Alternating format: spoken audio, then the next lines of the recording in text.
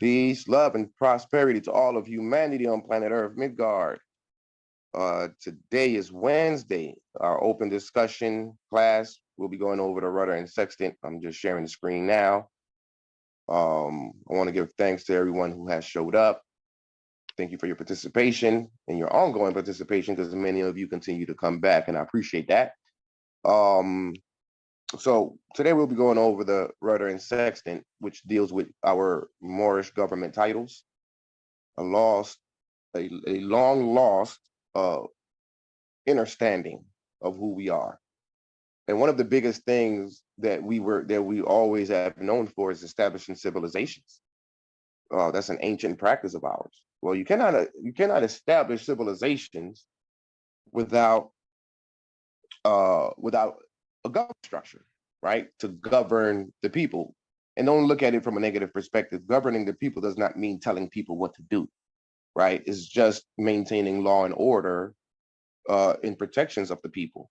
And keep in mind that the people is who established the government through the Constitution, right? All the sovereigns of the land, they'll come together and enact the Constitution, and they will appoint or elect the government officials that would operate the government in the state on their behalf, to basically they extend their sovereignty to the government officials to partake in governmental functions and activities and mechanisms and such that are to the benefit of the people in the state as a whole. It has nothing to do with just running people around. Now, we did do a lot of not so righteous things in the past through our governments. And that's one of the reasons why we fell, because we went away from what? Love, truth, peace, freedom, and justice. So the prophet came back to say, okay, Moors, we got to get back to love, truth, peace, freedom, and justice, and learn to love instead of hate. There's no reason to hate. Hatred doesn't do nothing but hold you back, right? And that's one of the reasons why we have been kept back from our governments, because we are in the spirit of fear and hate. And we're in that state of mind. One reason is because of the leader guys, and also the other reason is that we've had the oppression, the lynching, and all these things. Keeping in mind though that we have forgotten what we have done to them. So since we forgot what we've done to them, and what they're doing to us is essentially what we did to them. Except the difference between us and them is we didn't rob them of their identity, right? Because they didn't even really have an identity. We gave them an identity. All of our names, all the names that people, that the old paradigm would say, oh, that's a slave name. Names like Smith, for example, that's not a slave name, right? Smith is a blacksmith, a swordsmith, a metal worker. You need metal to build buildings. So who were the original builders? Who were the original swordsmiths that created the first scimitar, etc.? Moors. So clearly Smith is a Moorish name, amongst many others, Watson, etc. If anybody got a name if anyone gave anybody a name, it was us. We gave them our names. And at some point during the fall, it's been presented as if they gave us these names, but no, we gave you those names first. Because we all know the history of Yaqub and the creation. And so therefore, they never had a culture or a name to go by. So we gave them all that.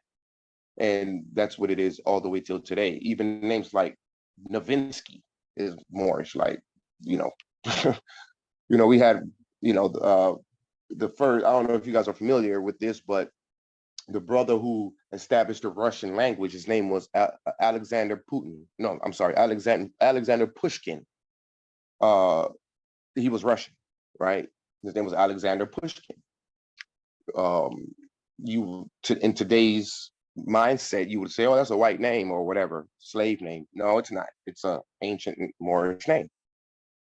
We've been all over the planet. And so anyhow, back to the point, what did we use to establish governments? We used higher sciences. We used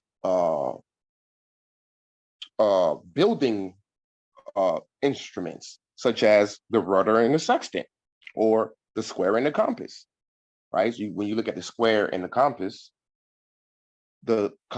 represents the feminine aspect, the divine aspect, and then the square represents the masculine aspect, law and order, right? So the compass establishes the law, the square enforces the law. And that's the relationship between the matriarch and her sons, right? And so before we begin, let's understand first what is rudder and sextant. I've already got it pulled up. Let's look at the definitions. So what is a rudder? So a rudder is an underwater blade that is positioned at the stern of a boat or ship and controlled by its helm, and that when turned causes the vessel's head to turn in the same direction, right? So it's a navigational tool. A movable auxiliary airfoil on an airplane usually attached at the rear end that serves to control direction of flight in the horizontal plane. And then the final definition is a guiding force or strategy, right? So we need a guiding force or strategy for the direction of our state. So that's where the rudder comes in. And what is a sextant? An instrument for measuring angular distances used especially in navigation to observe altitudes of celestial bodies, as in ascertaining latitude and longitude. So these were our navigational tools. You see this guy using it here. These were, oh my goodness. Why is it that why is my screen not sharing this? Are you guys seeing the definitions? Just the rudder and sextant on the title page. Okay, let me do this. I think I shared the wrong screen. Let me see here. Shoot. Let's see. Okay, you see it now. Okay, I shared the wrong. Let's go back so you can read them along with me. Here's the rudder definition: an underwater blade that is positioned at the stern of a boat for ship and controlled by its helm, and that when turned causes the vessel's head to turn in the same direction. A movable auxiliary airfoil on an airplane, usually attached at the rear end, that serves to control direction of flight in the horizontal plane. And a guiding force or strategy. That's the third definition. Sextant is an instrument for measuring angular distances. Okay, someone is marking up my screen. That's you, Mufti. You marking up my screen somehow. You and Shin have done that. Says that my internet is unstable. An instrument for measuring angular distances used especially in navigation to observe altitudes of celestial bodies, as in ascertaining latitude and longitude. And then I was trying to show you what it looks like. You see this guy here looking through the sextant, identifying latitude and longitude for the navigation. Okay, so let's go back to the document. My computer be tripping sometimes. Where's my document? Okay, there we go. So here's the rudder and sextant. The rudder and sextant, al dafa wa azawi li kayasitum. This is Arabic, which means the Moorish rudder and sextant. The good thing about this document, it translates the words for you as you read through it. Legal disclosure or fatwa. So legal disclosure or discourse, legal discourse equals or means fatwa, F-A-T-W-A. And this is the symbol, the Moorish coat of arms. So this is the rudder and this is the sextant. You follow? Notice the corners. You have the crescent and the star. The crescent, moon, and the star, which represents the mother and the son, or the mother and the child, really. You got the pyramid. And then at the bottom two corners, you've got, well, not the bottom two, but the bottom three. You've got the square and compass. You've got, and I can't recall the name of these two symbols. Okay, does anyone know? Can anyone share in or chime in on the terms that represent these two symbols? If you're in the clock of destiny, you should know. I think Kurt, good brother. Which symbols are you referring to? At the bottom here, this one. That's the hex alpha. Yeah, that's the hex alpha. Exactly, correct. And this one? I am not sure what that one. I forget what that is. I forget what that is as well. Each one represents Islam, though. I-S-L-A-M, I, self-law and master. The brother from the clock of destiny, familiar and erudite as it relates to those symbols. Okay, so introduction. The rudder and sextant began as an idea to translate the titles and positions of the administration that we function under into our cultural customs or holy names.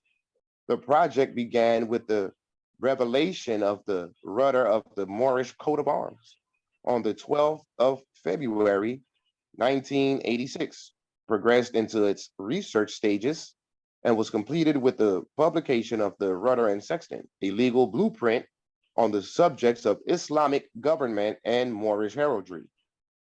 Completed on December 23rd, 1987, it was a 22-month project, which has been completed in time for the new administration. What new administration?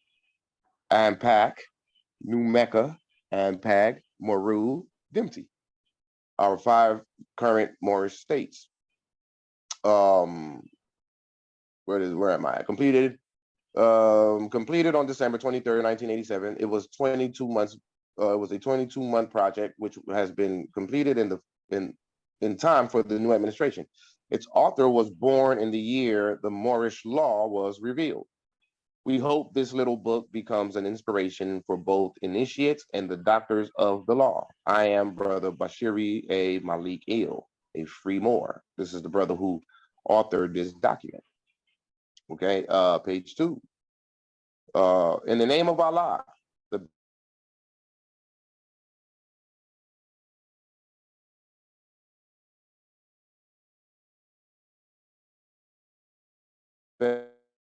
beneficent, any other Moroccan state government should allow their nationals to exercise the right to self-determination. The term Moor is a national identity of a people. It has nothing to do with religion. Remember that at one point in Andalusia, Spain, when we had control of Spain, the Muslims, the Jews, and the Christians, you couldn't tell them apart, right? They were the same people with the same culture, just different religious beliefs. And so we transferred that ideology into our state. No one is restricted from practicing their own personal beliefs, unless we're dealing with Satanism and child sacrifice and all those crazy things. But anything else that's dealing with love, truth, peace, freedom, and justice, we're good with. So if you're a Christian, you're a Muslim, you're a Catholic, we don't care. It's your personal belief. Okay, so the Great Seal National Association of Moorish Affairs and the citizens of the Moorish nation. Greetings. Assalamu alaikum. I've never been able to, somebody do that for me. It's Assalamu alaikum wa rahmatullahi wa barakatuh. Peace be upon you and the mercy of Allah and his blessings. That's the beauty of this document. It translates it for you. From Brother Bashiri Abdul Malik Il, petite and a free Moorish master astrologer, similar to the good brother C.M. Bay, Charles Mosley Bay. So what's the subject? Al-Fatwatul al-Dafana Azawiya li Kayasitun. Minal Makribun Rita un Olithra, Othira Aun, or the legal discourse of the Rudder and the Sextant of the Moorish coat of arms. That's the translation. All right, and I know I did a horrible job in pronouncing my ancient Arabic, but hey, I lost my language, I lost my tongue. We'll get it back. Which is the reason why we utilize these titles, because it's we're taking it back to the mindset of our ancient foremothers and fathers. All right, so Article 1, concept. This is the Rudder and the Sextant of the Moorish coat of arms for the Order of Islam, North Gate. It's a navigation blueprint for an that's been scratched off. I'm just gonna, it says Lemurian. For a Lemurian government, it's scratched off Islamic Lemurian government based upon your 12 signs of the Zodiac Moorish Constitution law, fatwa, and Lemurian cultural customs. It can be scaled so that the Moors can establish a mechanism by which to operate the ship of state, be it on the level of association, organization, community, province, or state. So you can utilize these titles for all different degrees of body politics, right? But the highest degree would be a state. That's why it comes in last. Al-Dafa. So that is the term for the rudder as it relates to Arabic. Al-Dafa, the rudder, or helm, is that body of officers formed to administer and implement all services and procedures from the government to the people, right? This instrument of government acts as the oar or tiller, al-majzaf, al-majzaf. Thus, it is a mechanism with to steer the ship of a state through its activities. You follow? That will be your rudder. So that goes back to the definition. It's about the guidance of the state, right? It controls the direction of the state the same way it would control the direction of a ship or an airplane.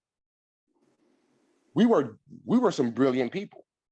How do we think about associating or should I say associating the concept of the rudder as a tool to it being used, the concept being used for the establishment and the direction of a state? That's really fascinating to me. We were brilliant people. We still are brilliant people. We just lost our way. And through statehood and international law, we are finding our way back home. Dorothy, Islam. So the sextant is Azawiya, Brother Hakeem, pronounce that for me, brother. Azawiya li Kayasutim. Yeah, you're saying it correctly. Exactly on point. Zawiya li Kayasutim. Well, that's how I pronounce it, at least. Right. You know, all we can do is the best that we can. Correct. All right. The sextant, or the angle with measurement, in its literal form, is a navigational instrument used for measuring the altitudes of celestial bodies. It has an arc graduated. Graduated in 6 of a circle. Thus, in its conceptual use, it is the form of Moorish government, sextant, that the body of officers, rudder, shall take in order to act as a medium for the coordination, regulation, and the delivery of services from the government to the people. It is taken from the Latin word sex, a 6, right? Article 2, key in the law. Sheikh C.M. Bey, our Moorish lawgiver and first caliph of the resurrected Moorish nation, begins in the Zodiac Constitution with the 12 signs of the zodiac and the code of mathematics scaling from 0 to 9, and the science of geometry, G, comprise the constitution of the living Moorish nation of North America, or should we say North Morocco, referred to as Negroes, who rule the world and the 7 seas by the 12 signs of the zodiac and the science of geometry for 1196 years. So we've been ruling for 1196 years, but really longer than that. It is also stated that term Moor means navigator of the 7 seas. So if you consider yourself a Moor, then you are a navigator of the 7 seas. Be proud of that, y'all. Thus, all forms of Moorish government must be scaled according to the 12 signs of the zodiac, or mathematics scaling from 0 to 9, or the science of geometry, or the science of navigation, in order to truly be a Moorish form of government. Can you all still hear me pretty well? Can you all hear me pretty well? Correct. Yes. The audio is fine. Okay, wonderful. I got to check from time to time because weird things be happening. Like my earbuds might just pop in and then I'm talking and then no one can hear me. And I just got to keep checking back. And can someone mute your mics, please? I'm hearing some background noises. I read, please. I appreciate it. The Great Seal Federal Government, upon scrutiny and examination, is based upon the science of geome. Or should I say geometry? I apologize. Geometry forming the geometric shape of a triangle.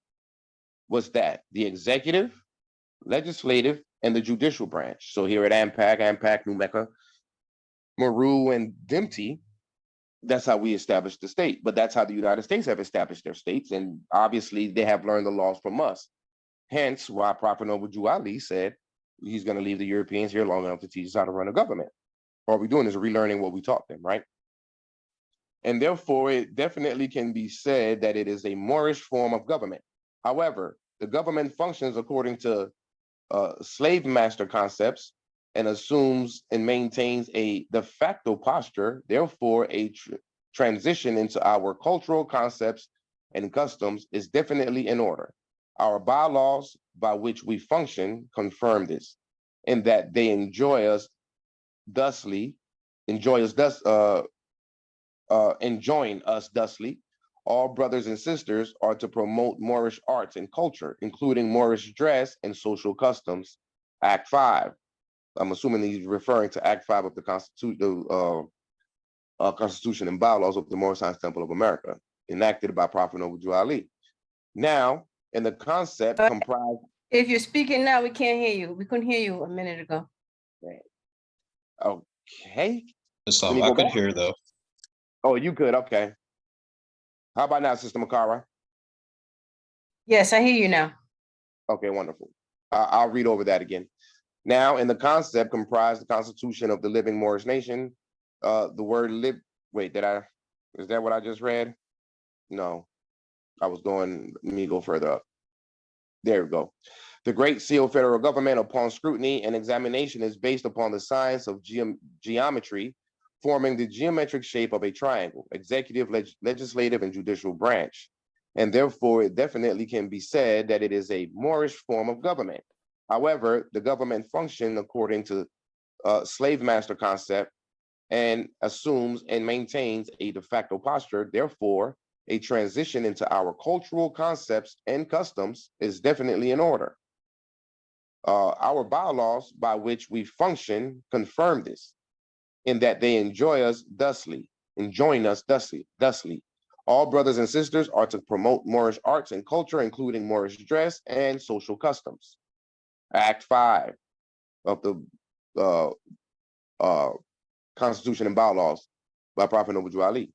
Now, in the concept comprised the Constitution of the living Moorish nation, the word living implies activation of your laws and symbols and implementation of your cultural customs. Very important. Not to do so is to bring upon oneself the properties of stagnation and death. What is stagnation? Passivity, being passive. That's why Prophet Noble Jew Ali said that we need active Moors and not passive Moors. And so therefore, in our state, we are requiring active Moors instead of passive Moors. Okay. Thus, the key to the Moorish form of government lies in the term ruled by wisdom and moral intelligence, and based upon the Zodiac Constitution and the principles of navigation and geometry, have we fashioned this Rudder and Sextant fatwa, this discourse. Now, the doctors of Moorish law may take it and implement it into our societies. So who are the doctors of Moorish law? Your government officials. Those who establish your states, those who are operating the state. You would be considered a doctor of Moorish law, because you got to understand our Moorish laws in order to operate the states properly. And another thing that represents you as a doctor of law, Moorish law, is understanding or properly understanding our Moorish treaties, because that is the supreme law of Islam. Can someone mute your mic, please? Oh shit, that's probably me. We got music playing in the background. Thank you. The Moorish nation, the nation of the Moors, which in Arabic is Al-Wilayatum Minal Makriyum. That is the nation of the Moors. Moorish cardinal principles. So what is the Moorish cardinal principles? Love, which is Hibu. Truth, which is Haq. Let me increase this better, because I think so you can see it a little better. Get the font right. I want you all to be able to read it as I read it. Okay, so love, Hibu, 2, truth, Hak, 3, peace, Salam, 4, freedom, Huriyatum, and 5, justice, Adal. Dawood Adal, that's the name of the judge of the courts, Dawood Adal, or something like that. We'll get through it. We'll get to it if I'm remembering it correctly. Order of Islam, North Gate, Al Dafa the Rudder, second revision, March 1st, 1989, chart number 1. So these are the charts, and these are the different titles and positions and things, right? So we've got A, the Nabi, which is considered a prophet, revelator, and his color is white, and his number is 9. Now, according to the Rudder and Sextant, that's what the Nabi is, but as in our state, we designated the term Nabi to represent the Secretary of Education and Spiritual Sciences. For us, is our good brother Emmanuel Bey. All right, Emmanuel Bey.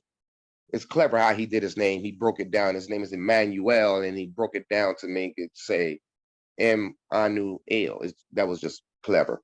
Caliph, B is a Caliph, the Vice Regent, Enlightener. His color is opal. His number is 9.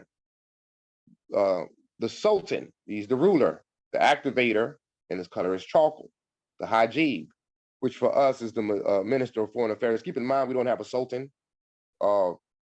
We no longer have a Sultan because the Sultan of Morocco in 1956 reduced himself to be the king and established a modern state called the Kingdom of Morocco.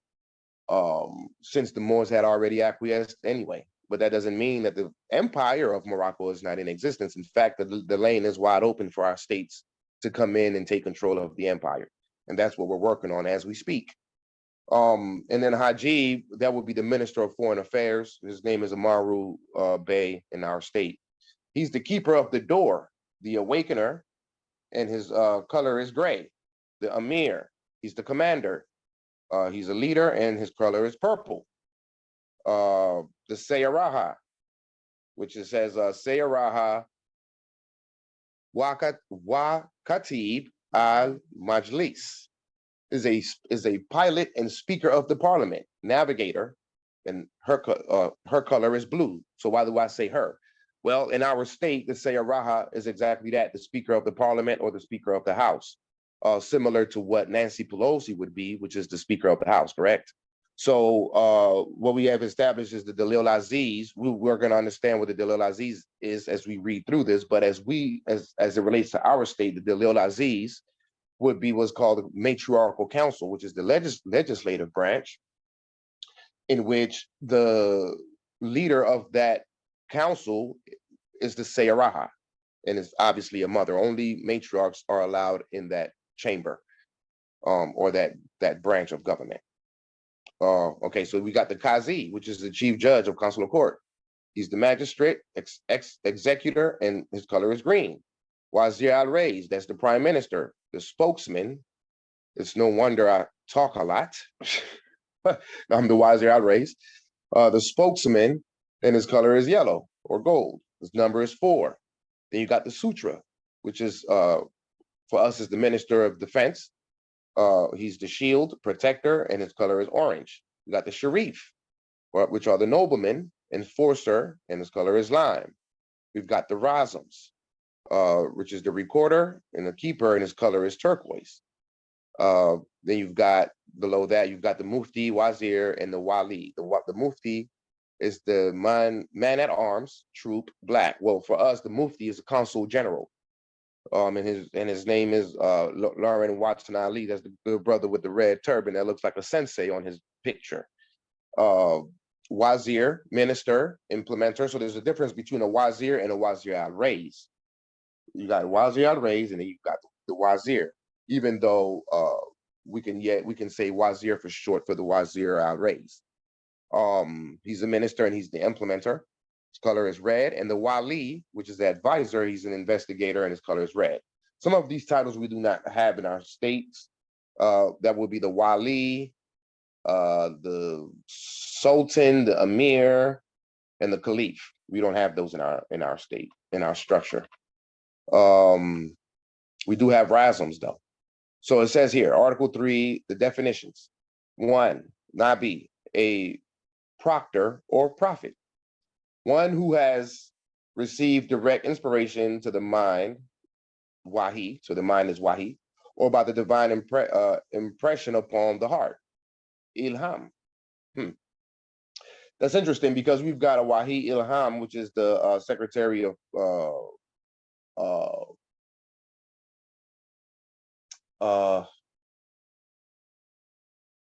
I lost my train of thought, or my I'm missing the definition or the title. The wahi ilham is the secretary of family welfare, something to that effect. I had to go back and look at our constitution. In fact, let's do that now. Let's look at the constitution, because our titles is in the constitution. Yeah, the that particular position, its meaning is a good representation of what those two words mean individually, just combining the two. It's a good representation. Right, because wahi means mind, and what ilham? What does that mean? Are you do you Heart. know? Heart. Oh, Islam. Islam. That's why when I saw you show up, I was like, I'm glad he's here. He could assist with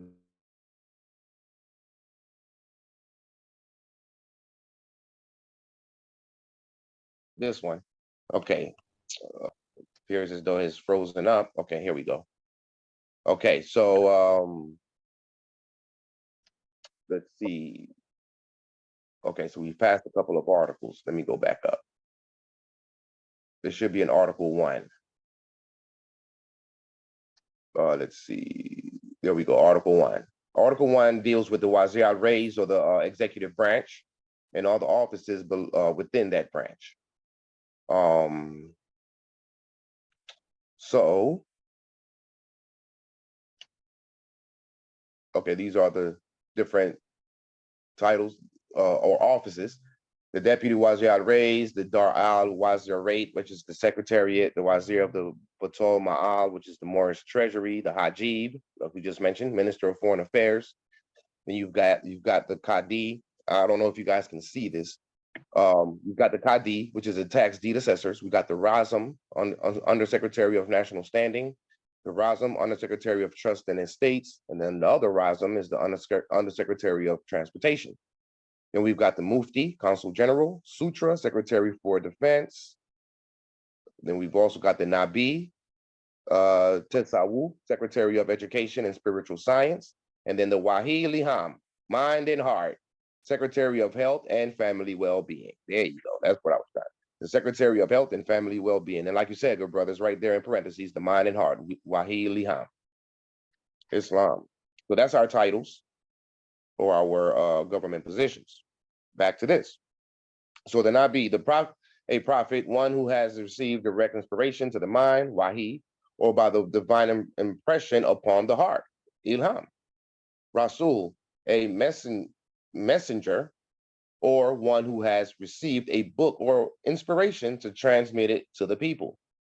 So obviously, as I've explained, we don't have prophets in our state. So the Nabi represents the Secretary of Spiritual Sciences. Khalifa, from Khalif, to leave behind a successor, a lieutenant, a vice regent, or a deputy. It is the title given to the successor to the prophet, who is vested with the power of authority in matters of state, so long as he rules in conformity with the law. We don't have a Khalifa in our state. Sultan, a word used for ruler or king. Its literal meaning is strength or might. We don't have a sultan in our state. Hajib, we have that. That would be the keeper of the door. We consider him the Minister of Foreign Affairs. Amir, number 5, Amir, a ruler, a commander, a chief, or nobleman. It includes the various high offices in a Muslim state, right? It says it includes the various high offices in a Muslim state. So I guess the Sayyara could be an Amir, the Wazir could be an Amir. I don't know, but that's what it appears to. That's what it appears to be saying. as I understand it, or as I'm determining it or discerning it. Number 6, Sayaraha, to move, to start on a journey, a pilot or navigator, which is reserved for the mothers or the matriarchs in our state. Number 7, Kazi, a magistrate or chief judge elected by the people or appointed by the ruler of the state. The office must be held by one who is an adult, a free Moor, a Muslim, a sane Moor, and unconvicted of slander. It is befitting that a Moor not covet the position of Qazi. The Qazi must exercise the office in a place where the public has access. He or she, must not accept gifts except from relatives and old friends. A woman may exercise the office of Qazi except in the administration of punishment, had, or retaliation, Qizas. All right. Number 8, Wazir al-Reis. The first, the prime or most prominent.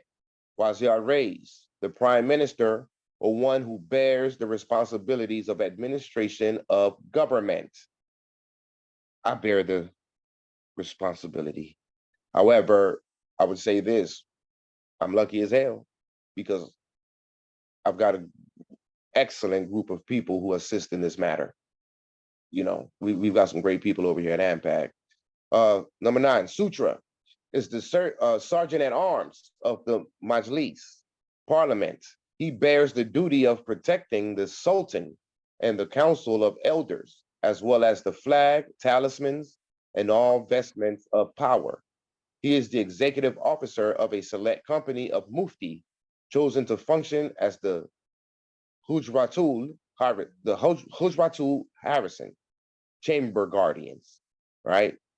Okay, the Sharif, Islam. number 10. Go ahead, brother. Yeah, just a quick note on that. The sutra, just in case anyone thinks it's a good idea to try to usurp and steal government property, they got to go through the sutra first. You Indeed. feel me? Yes, sir. So yeah, just wanted to add that. Well, he's the minister of defense. And they also got to deal with the consul general, the Mufti, which equivalent to the United States, he would be the attorney general, Islam. But wonderful point of interest, good brother. All right. Number 10, Sharif, executive officer of the Mushraf, police and head Mufti of the training academy. He carries out the decisions of the Qazi, has investigative powers, and is responsible for the general public safety. That will be more equivalent to the Mufti in our state. 11, Razam, recorder and the keeper. Number 12, Mufti, the officer who executes the law. That's true as it relates to our state.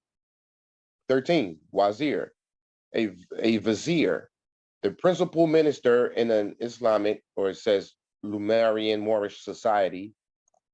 There are 3 views concerning the etymology of the word. A, some derive it from wizard, W-I-S-R, a burden, because the wazir bears the burden of the state. B, others take it from wazar, a refuge, because the ruler has recourse to the counsels of the wazir. And then C, lastly, from azar, the back or strength, because the ruler is strengthened by his wazir, as the human frame is strengthened by the back.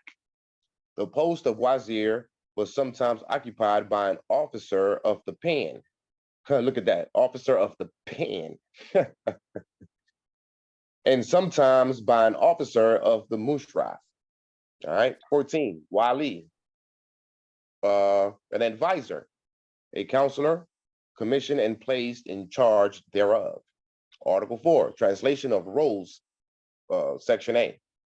So you got prophet, divinely inspired and chosen by Almighty Allah to uplift fallen humanity, Noble Ali, and to act as a bearer of glad tidings, or glad tidings to the people, as well as a revolt, what's that say? Revelator. Revelator. Revelator, there you go. Appreciate that. Revelator of light. This position cannot be occupied by just anyone, nor can anybody be elected or appointed to it. So we just learned here that the term or the title prophet is actually a government title, right? So Prophet Noble Ali was the head of the Moorish nation, correct? Caliph. He is the successor to the prophet and is either nominated by the prophet or selected by a grand council of sultans. There is only one who occupies this position, and the Moors must not allow the arising of a second. A grand sultan can perform functions and duties of caliph. A, he should express the right of title by making claim. B, he should be supported by the populace, the people. C, there should be a ratification by the learned elders. D, he should be nominated on the demise of the prophet or his predecessor. E, he shall be a protector of al-Amrat, the sacred relics. 3, Sultan, the ruler of the people and mundane head of state. Well, we don't have any sultans no more, so we don't have no ruler of any people. That's a monarchy, and that's no longer the current establishment of a modern state. Islam. Go ahead, brother. A few quick points on the previous section. Let me go up. Yeah, sure. The elders, Council of Elders, I believe it mentioned. Yes. Well, the learned elders is a reference to the Council of Elders, which is, I believe, is the upper chamber of the legislative branch, which it describes in this as DJ Ma. So that would be considered your Senate, right? Right. So another point, because the prophet, again, can't be elected or appointed. He has to be selected via receive like divine inspiration, but then the elders have to essentially approve of him. You know what I mean? Yes. There's also a reference in there that was not expounded on throughout the whole document. It was just referenced to that section. It made mention of a grand council of sultans. Now, from what I gathered, it's not a direct reference to the Great Council, which in the Rudder and Sextant, that's the Dalil Aziz. It's not a reference to that, which is a part of the executive branch, and rather the upper chamber of the executive branch. It seems to me like a separate body. And I liken it to, for example, if there was a sultan for every Moorish state, then the Grand Council of Sultans would be like all those sultans from different states that have their own body. That would be my interpretation of it. But again, it's not expounded on, so it leaves room for interpretation. Right. But yeah, I just thought that was an interesting thing, because there's a lot of Moors that are really fixated on the title Sultan, and they want to be the Sultan of the whole Moorish nation instead of just creating that position within their state government. You feel me? Exactly. Yes, sir. Yeah. There was another point, but I can't quite recall it right now. But go ahead. Sorry. Well, as we continue, it may come back to you, and if so, just chime on in, good brother. Islam. Where was I? Sultan, ruler of the people and mundane head of state, who is elected directly by the people. He governs according to Moorish law and cultural customs, and by these ordinances laid out by the prophet and the caliph. He has power and authority derived from the Zodiac Constitution, and his commands, in accordance with the law, must be carried out. He must be a sheikh, 50 years of age minimum, and his reign is perpetual unless he is overthrown by the people. He is the commander-in-chief of all Moorish military forces, the palace guard, the police force, and the army and marine forces. So that's no longer the case. The people of the state have replaced the Sultan. So the people together as a government, as a body politic, are the Sultan. And we can, it's not in here. Good brother Hakeem is aware of this concept of the Moxin. You'll see it in the Act of Algeciras and all all the other treaties, spelled Magzen or Makhzen. That's why you'll see that our website is called AMPAG Moxin. Well, the Moxin is the governing body that operates the government on behalf of the Sultan and surrounds the Sultan. No different than when Queen Elizabeth was alive, so-called Queen Elizabeth. She had, what's that guy's name? David Blair, I think, as the prime minister, right? His office and the offices below him, or below him, I would say, that would be considered the Moxin, who operates the government on behalf of the royal office of the Sultan or the king or the queen or whatever. But we no longer have that, and so now the Sultan are the people themselves, right? And the Moxin surrounds the people. If you understand what I'm saying, if that makes any sense. Do you agree with what I just said, good brother Hakeem? Islam. Islam. Haji, Minister of Foreign Affairs, chosen from among the elders to assist the Sultan in his work. The Hajib is in charge of the duty of burial of the deceased and education of the burial society, presides over the Council of Elders in the absence of the Sultan. The Amir, leader and chief executive officer of the city-state, elected by the people to implement those programs which are in the best interest of the community. The Amir presides over the executive branches, administration, cabinet, the Lil Aziz. The position is perpetual unless there is a recall referendum by the people. He is the commander of the conventional external forces, Army and Marine. Sayaraha is the pilot or helmsman who is chosen to direct the Hujratul Buruj, or astrological chamber. In our case, it would be the matriarchal council, and it would be a she, and a she only. No males in the matriarchal council, no patriarchs. B, the Hajib and Sayaraha are assisting officers. C, the Sutra, the Sharif, and the Rays are junior officers. Number 7, Qazi, Supreme Justice or Chief Magistrate of the community, primary upholder of the law, an executor of the policy of the Sultan and the Grand Council. The Qazi, in our case, he would be the executor of the policies of the Dalil Aziz, or the matriarchal council. In other words, think of it as Shaka Zulu, right? So Shaka Zulu's mother and his auntie, they created the war plans, and they sent Shaka Zulu out to carry out those plans. So that would be symbolic to the Dalil Aziz and the Qazi, right? Even including the Wazir, the head of state. The mothers implement the laws and the sons execute the laws, carry out the law. Okay. The Qazi adjudicates matters concerning the affairs of the people. The Qazi is elected by the people and can only be removed by the Sultan or the Grand Council. In our case, it would be the Dalil Aziz.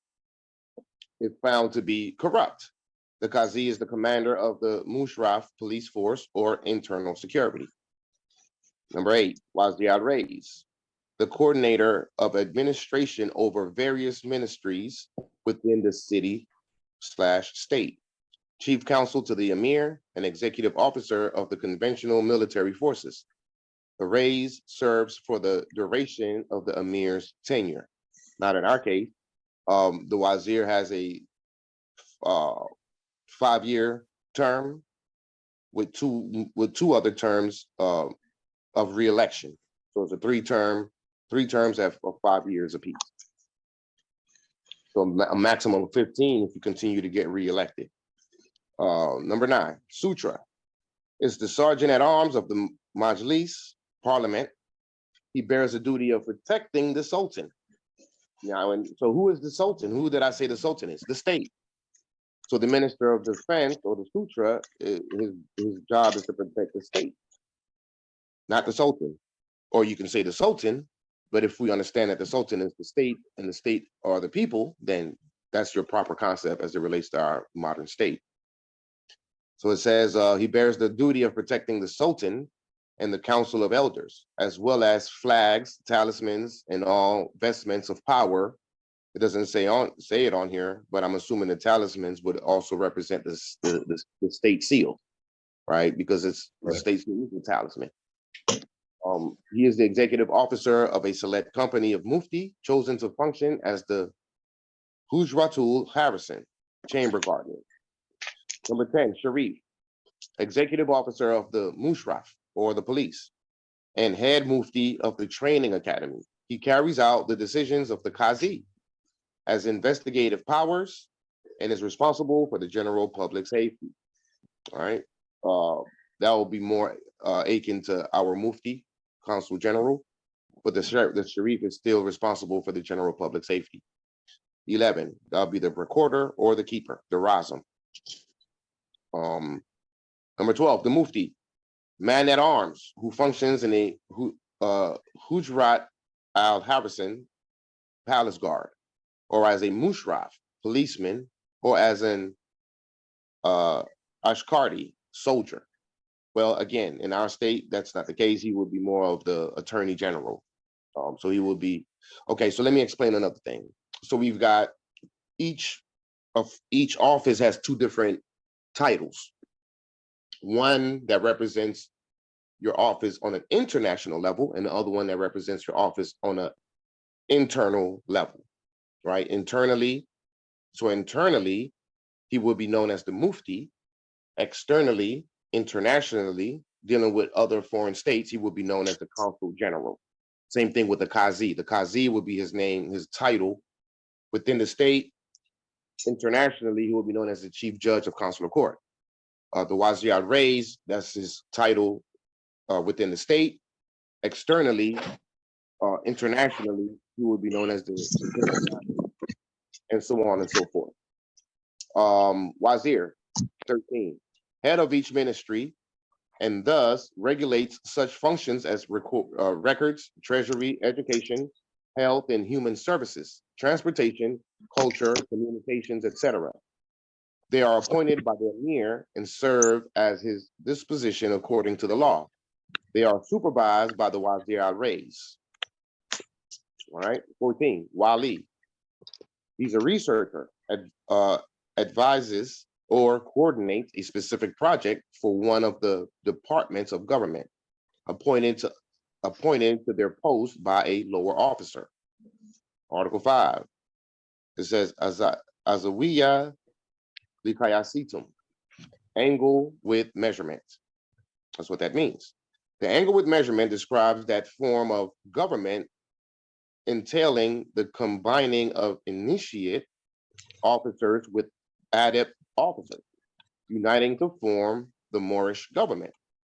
By adept, we mean those well-versed in spiritual science, tasawwuf, and the science of government. By initiate, we mean those beginners on the path of spiritual science and the science of government. The 3 ascending forces combining with the 3 descending forces, or in masonry, the uniting of mortar and stone. Using the sextant, it describes the graduation of degrees on the art circle into 6. Thus, sextant. We shall demonstrate this principle by designing it into a sextant. However, it is best demonstrated on the hex alpha 6-pointed star. Our Moorish lawgiver says that I need someone to mute their mics, please. Let me see who it is. So I can tell you, I can call you out. You know me, I'll call you out. I need somebody to mute their mic, but it looks like everyone is muted. I think his brother, I knew it had to be Ben. Ben, mute your mic, please.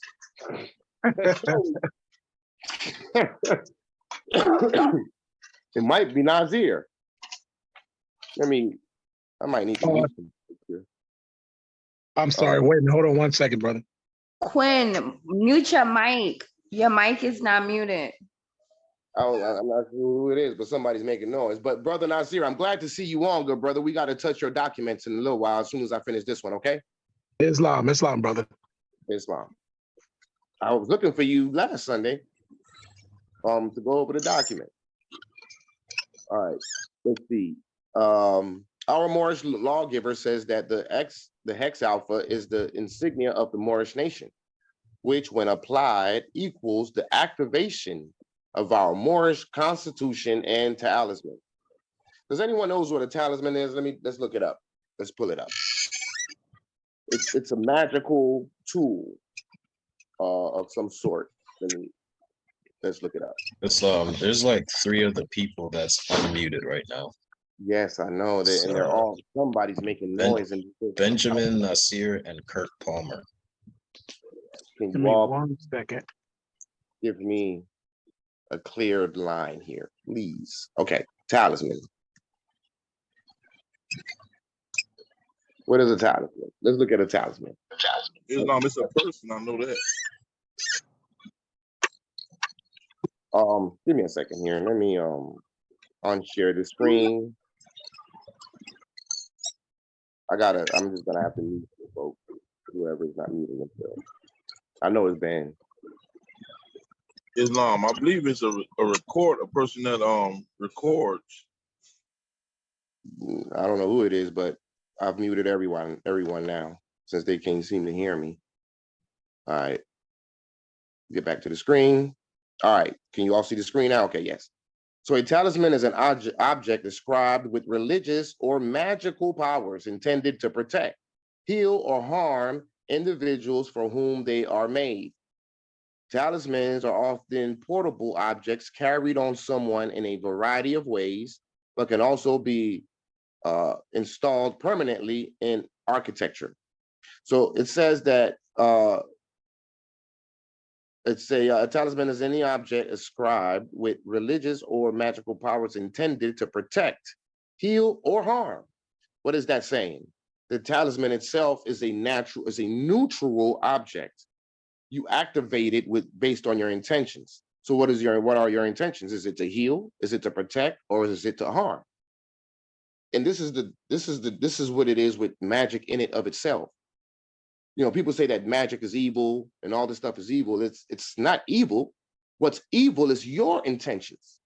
The question is, are you an evil person? Are you using this thing for an evil purpose? A fork, I can eat with the fork, but I can also stab you in the throat with a fork and take away your life. Was the fork evil? No, it's just a tool that's actually used to eat, but you used it for something else. It's all based on your intentions. That's what it boils down to. You know, someone can put a spell on you to cause your hair to fall out. Well, I can turn around and put a spell on you to cause your hair to grow. So the original magician, the first magician, he was being evil, unrighteous. The next magician who came in and brought your hair back, he was being righteous and should I say good, quote unquote. So it's all based on your intentions. A gun is not going to just shoot anyone. You got to pull the trigger, and you can pull the trigger based on self-defense, or you can pull the trigger based on just being a murderer, right? It's all about your intentions. Okay, let's get back to the read. So now we know what a talisman is, which could also be considered a seal. So our state seal can be considered a talisman. So here's a diagram. Go ahead, brother. Yeah, I was one agreeing with you, and also to add that it's reference to a consecrated object, which of course refers to something being sacred. Yeah, just adding that. Islam, good brother. That's right. Which is our state seal. That is sacred. It's a sacred seal. So we got the Parliament, the Majlis, Council of Elders, That's what you were referring to. Jema, House of Ministries, the Dar al Wazaret, the Great Council, the Dalil Aziz, Training Academy, Dar al Mufti, the House of Justice, the Dar ul Adal, which it's also the House of Justice is also your courthouse or your court, your consular court. Hex Alpha. So here's another diagram, right? So you've got the, you know what? I'm gonna pull up your diagram when I'm done with this one. Majlis is the parliament. Islam. I can send you the updated one because the last one had some errors in it. Oh, all right. Send it via email and I'll pull it up. Majlis, this is the parliament, which is the head of the Hex Alpha, the top of the X Alpha. The first triangle, the triangle that points up, right? So with that comes the Dar al Mufti, the Training Academy, and the Dar al Wazaret, which is the House of Ministries. Now you have your other Hex Alpha, your other triangle pointing down. The bottom portion of it represents the Dalil Aziz, which is the Great Council. The left point represents the Darul Adal, which is the House of Justice or your court, and the Jama, which is the Council of Elders. And then in the middle, you have your G, which is your government, right? That's the same thing with the square and compass. The G in the middle, they would say, you know, your misinformation out there, your Illuminati misinformation, they would say that that means God, right? Or Satan or something, God being Satan and all these crazy things. But then it also could represent geometry, which it does represent geometry, but then it also could represent government. Okay, so that was the insignia of the Moorish nation. So now we have another insignia.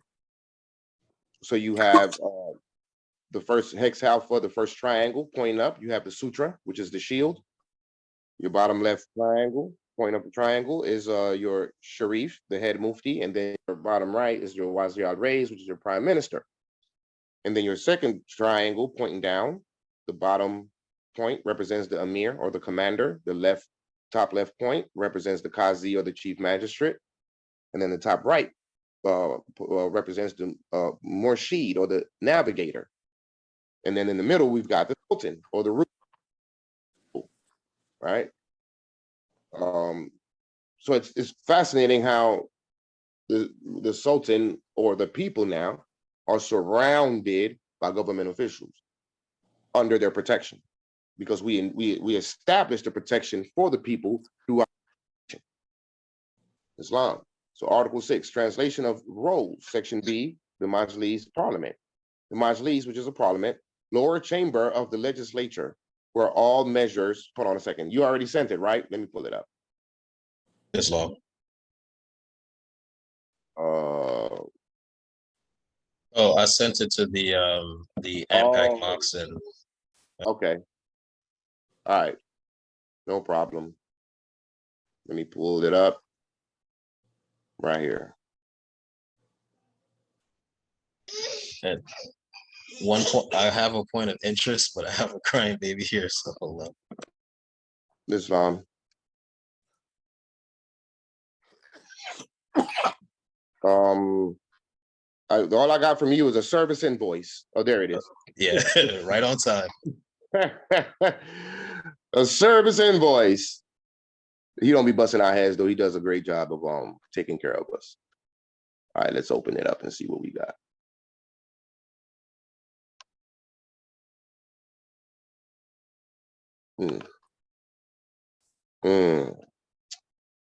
I wish you would have sent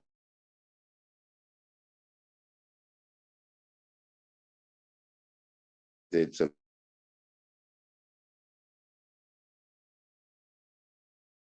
my, because this inbox takes Okay. forever. It's slow. It's so slow. Put it there. All right, let's go back. Okay. All right, where were we? Okay, so the parliament, lower chamber of the legislature, where all measures are initiated, discussed, and prepared, then forwarded to the upper chamber of the legislature for approval. You know, your process of legislation is what they're discussing, which that's not how we operate it. It actually comes from the Dalil Aziz or the Matriarchal Council. And then it gets sent to the Wazir al-Rays, the head of state, to sign it into law. And then the chief judge interprets or enforces the law. And its enforcement comes through ministerial decrees, which are judicial orders that get sent out to whoever the offender is. But for the most part, we utilize our judicial orders to send it out to the colonists because they are the ultimate offenders, right? So our laws get sent out to the United States through consular court as judicial orders. The Majlis is the voice of the citizen, and members on it bear the rank of wali or advisor. It has the special function of administration over the Hujratul Baruj or astrological chamber, and the Dara Kutub or library. The sutra is the sergeant at arms of the parliament. Majlis, the Sayaraha or pilot, is the director of the Hujratul Baruj. The Jama, Council of Notables or Elders, senior upper chamber of the legislator. Its role is that of ratification of all measures prepared in the lower chamber before they are sent on to the Dalil Aziz, which is the Great Council or executive cabinet for implementation. Its function is that of keeper of the sacred relics and has the power of making the decision to remove a senior officer.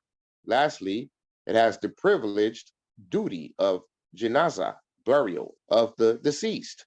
The Sultan presides over the Council of Elders. An elder must be a sheikh 50 years of age minimum in order to sit upon this council. Dara Wazirat, which is the House of Ministries, lower executive branch of government that puts all policy passed by the legislator and approved by the Executive Council into operation. You see, that's legislation right there. That's the process of establishing or enacting legislation. And that's a law's art that we haven't been utilizing for the past 200 years because we've been too busy begging them to write legislation for us. Now you see why they call us minorities or people of minor thinking, because we are the ones who established the art of enacting legislation, and now we're begging them to enact legislation for us. Come on, man. It's no wonder why the world look at us the way they look at us, because it's like, man, what happened to these people? They're the ones who established all this. They lost their way. And that's why Italians call us mulis and the Jews call us goyim, etc. Islam. So someone had an interest, a point of interest? I was just gonna say, I already sent the email, should be there by now. I'll take it in a second. Okay, so let's read it again. Lower executive branch of government that puts all policy passed by the legislature and approved by the Executive Council into operation. This department includes the Baitul Mal, which is the Treasury, Wazir as-Sir, Ministry of Records, Wazir al-Ashgal, Minister of Financial Management, Darul Adab University, and the Wazir az-Zarb, which is Ministry of the Mint, and all other ministries necessary for government functions. What was that? Okay, the Great Council, the great proof of the Great Council, upper executive council that decrees policy once it is drafted and approved by the legislature. It is composed of the Sultan, the Hajib, the Sayaraha, the Sutra, the Amir, the Wazir al-Rays, the Qazi, and the Sharif. This body has input from every branch of government. In our case, that's not how it's set up. But in our case, the Great Council or the Matriarchal Council, again, is it's composed of 13 mothers max, with the head of the council known as the Sayaraha. And they are the legislators, or the ones who represent the legislative branch. It has the function of confirmation of appointments, ratification of treaties. You heard that. You heard that. Ratification of treaties. I'll repeat it again. In fact, let me highlight it if I can. I can't highlight with this document. Ratification of treaties. that has the function of confirmation of appointments, ratification of treaties with all outside elements, and is the key government agency. The Emir presides over this body. Someone is marking up my screen here. Whatever, I don't. Somebody did it earlier. So, okay. Take a wild guess what just hit my mind when I read this. Right. So somebody or a group of somebodies, plural, in the Moorish nation, as of 1929, the assassination of Prophet Noble Ali, somebody already knew about ratifying treaties. Somebody already knew about the process of ratifying treaties. Why have we never learned these principles before? I don't know, but this right here proves that Moors already knew this principle. I'll read it again. It has the function of confirmation of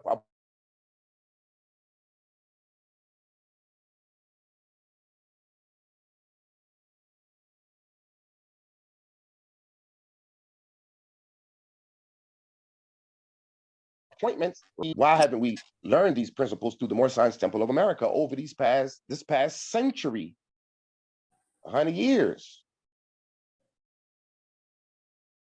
Islam. And just to add to that, this book was produced in the late 80s, and it was 2 years in the making that they were studying, researching, pulling together all the information. And so since then, at the very least, there should have been talks within the Moorish community about establishing governmental structures. At the very least. At the very, very least. Okay, I'm getting a message saying low system sources may affect your audio quality. But it won't affect my audio quality because I'm not using the computer. I'm using my phone to, okay. I don't know what's going on. I might have too many apps open. But exactly, good brother. And that's what I'm saying. Somebody, someone has been keeping this information away from us, man. And when I say somebody, I'm talking about somebody within the Moorish Science Temple of America, within the Moorish movement, not the NABCAs, not the NBCs.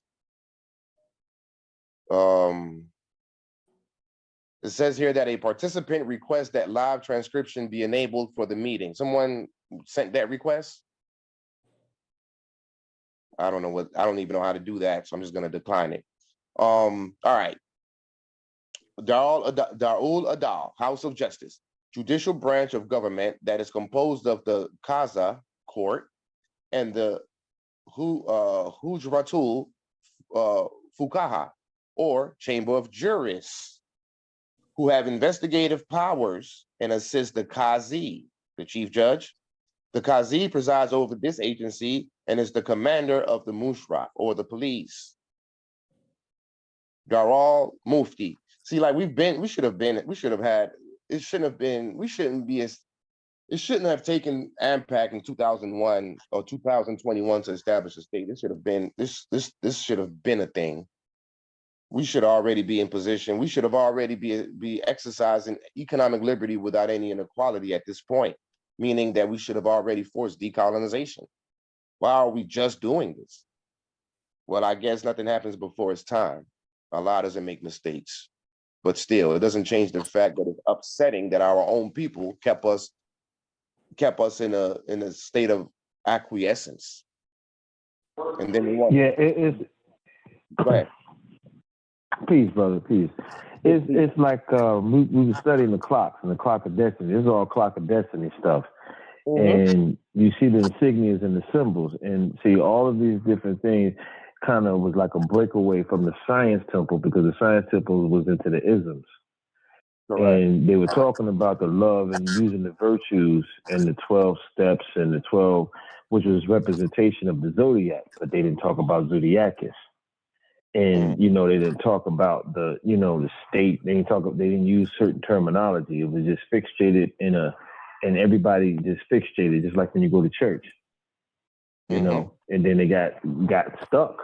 A lot of them got stuck, and then you got those more that broke away from that, trying to create different organization of nations but not in the proper manner of following the treaties.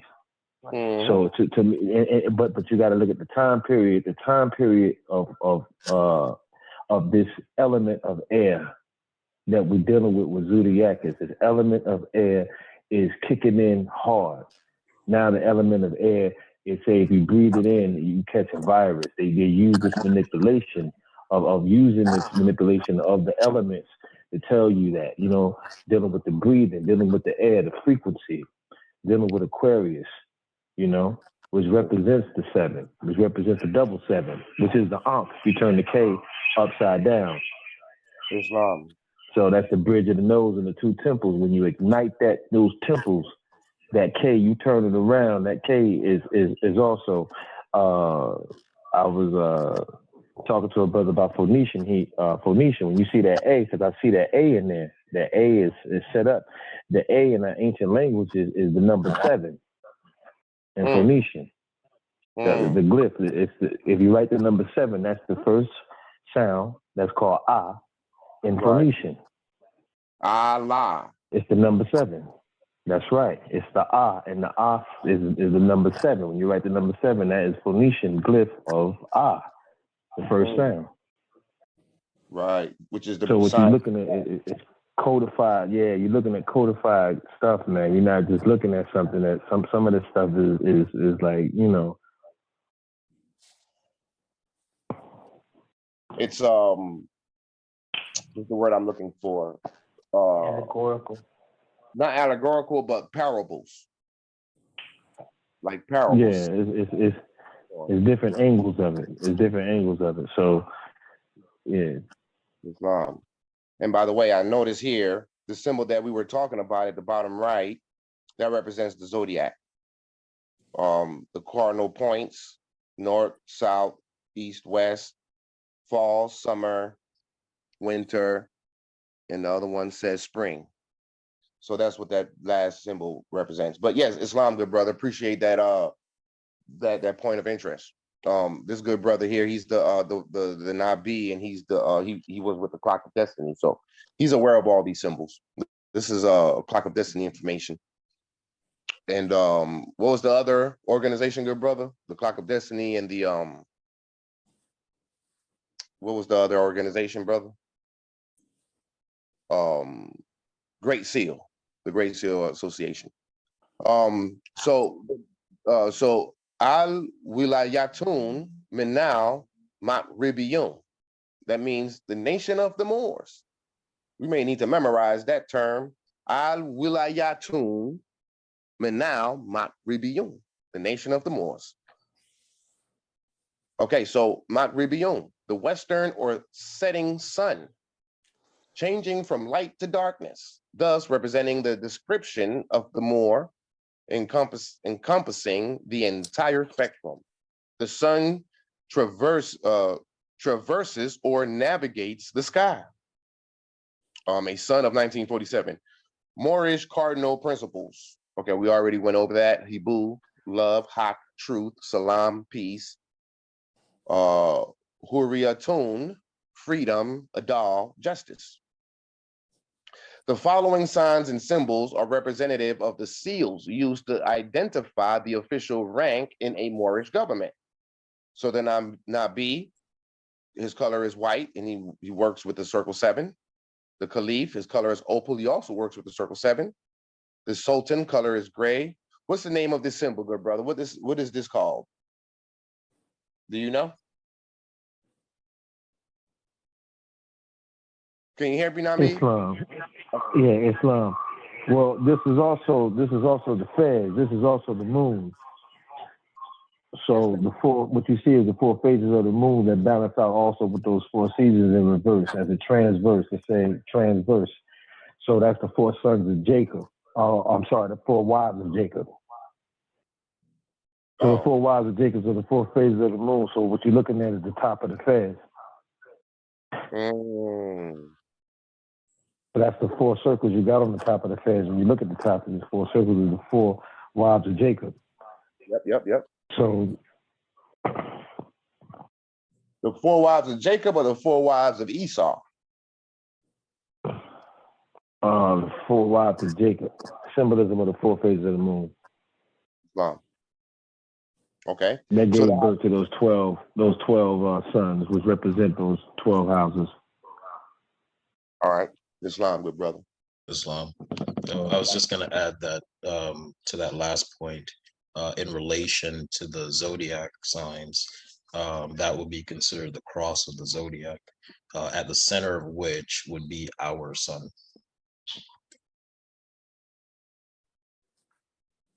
God, I'm sorry, you all. I missed what you said, good brother. Islam. I was just adding to the last point the brother just mentioned. And I was going to say, in reference to the zodiac signs, that would be considered the cross of the zodiac. And at the very center of the cross, where the points meet, the vertical and horizontal lines meet, that's the position of the sun in the sky relative to us.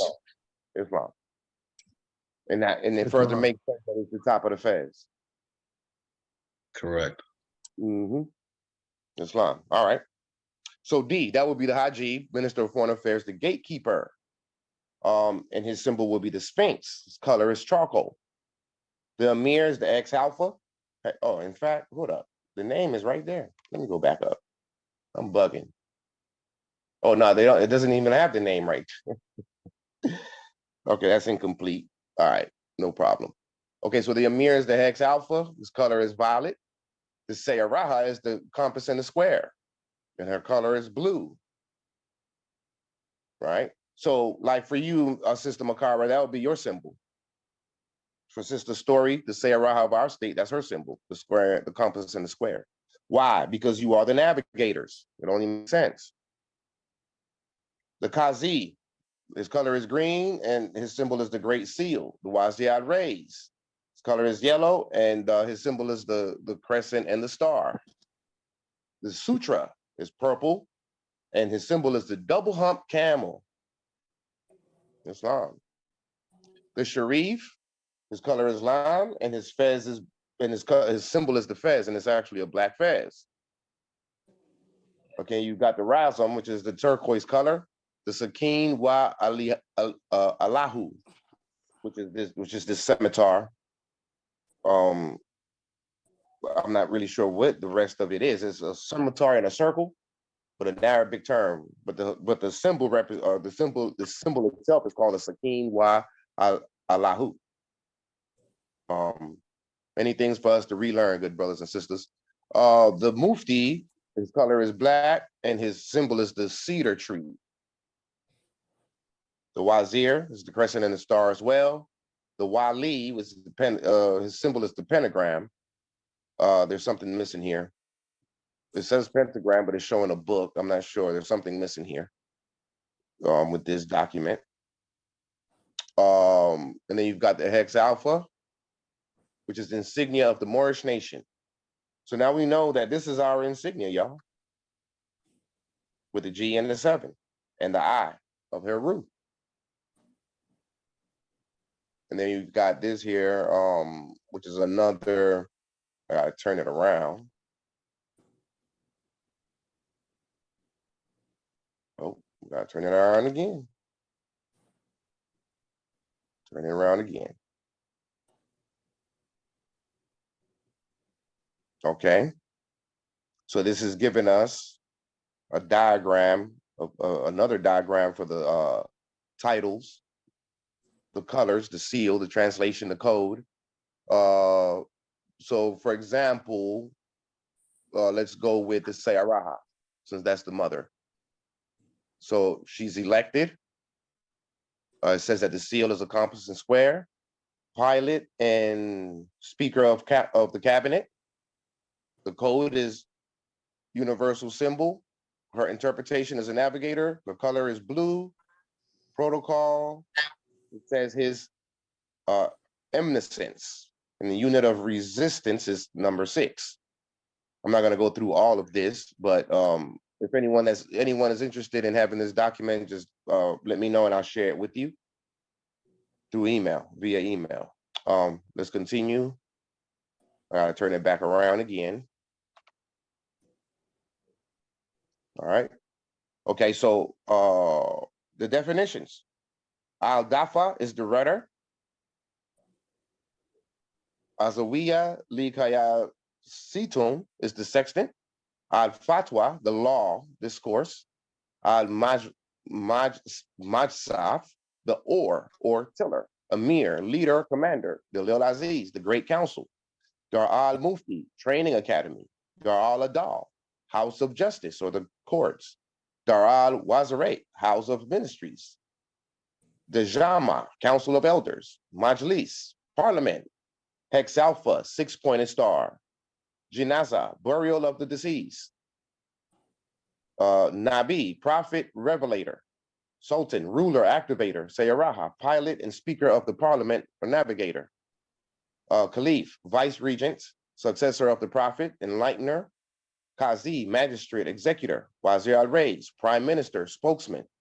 Sutra, shield and protector. Sharif, nobleman, enforcer. Razam, recorder, keeper. Mufti, man at arms, and troop, a troop. Wazir, minister, implementer. Wali, advisor, investigator. Wahi is the mind. Ilham is the heart. Razul, a messenger. Hajib, keeper of the door and an awakener.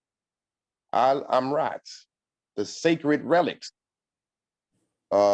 Sheikh, ruler, honorable title, an elder, a chief. Hujratul Baruj, astrological chamber. Mushraf, police force. Hujrat al-Harrison, palace guard. Ashkar, that's a hard one. Ashkarati, soldier. Hujratul Harrison, chamber guardians. Tasawuf, spiritual science.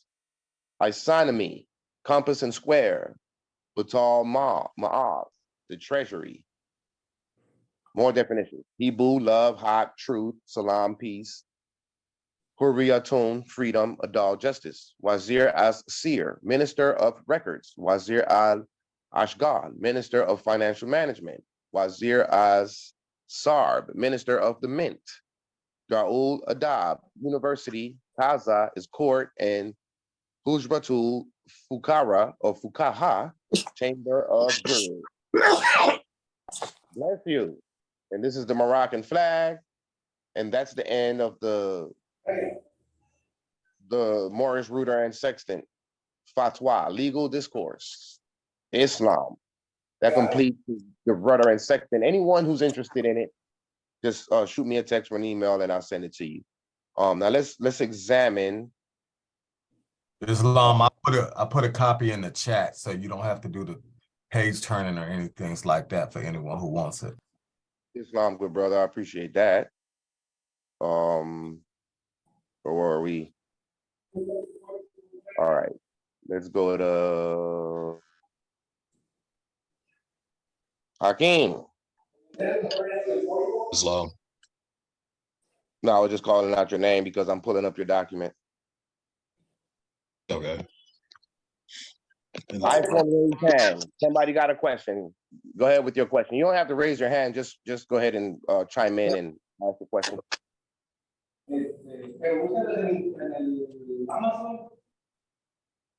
iPhone, did you have a question?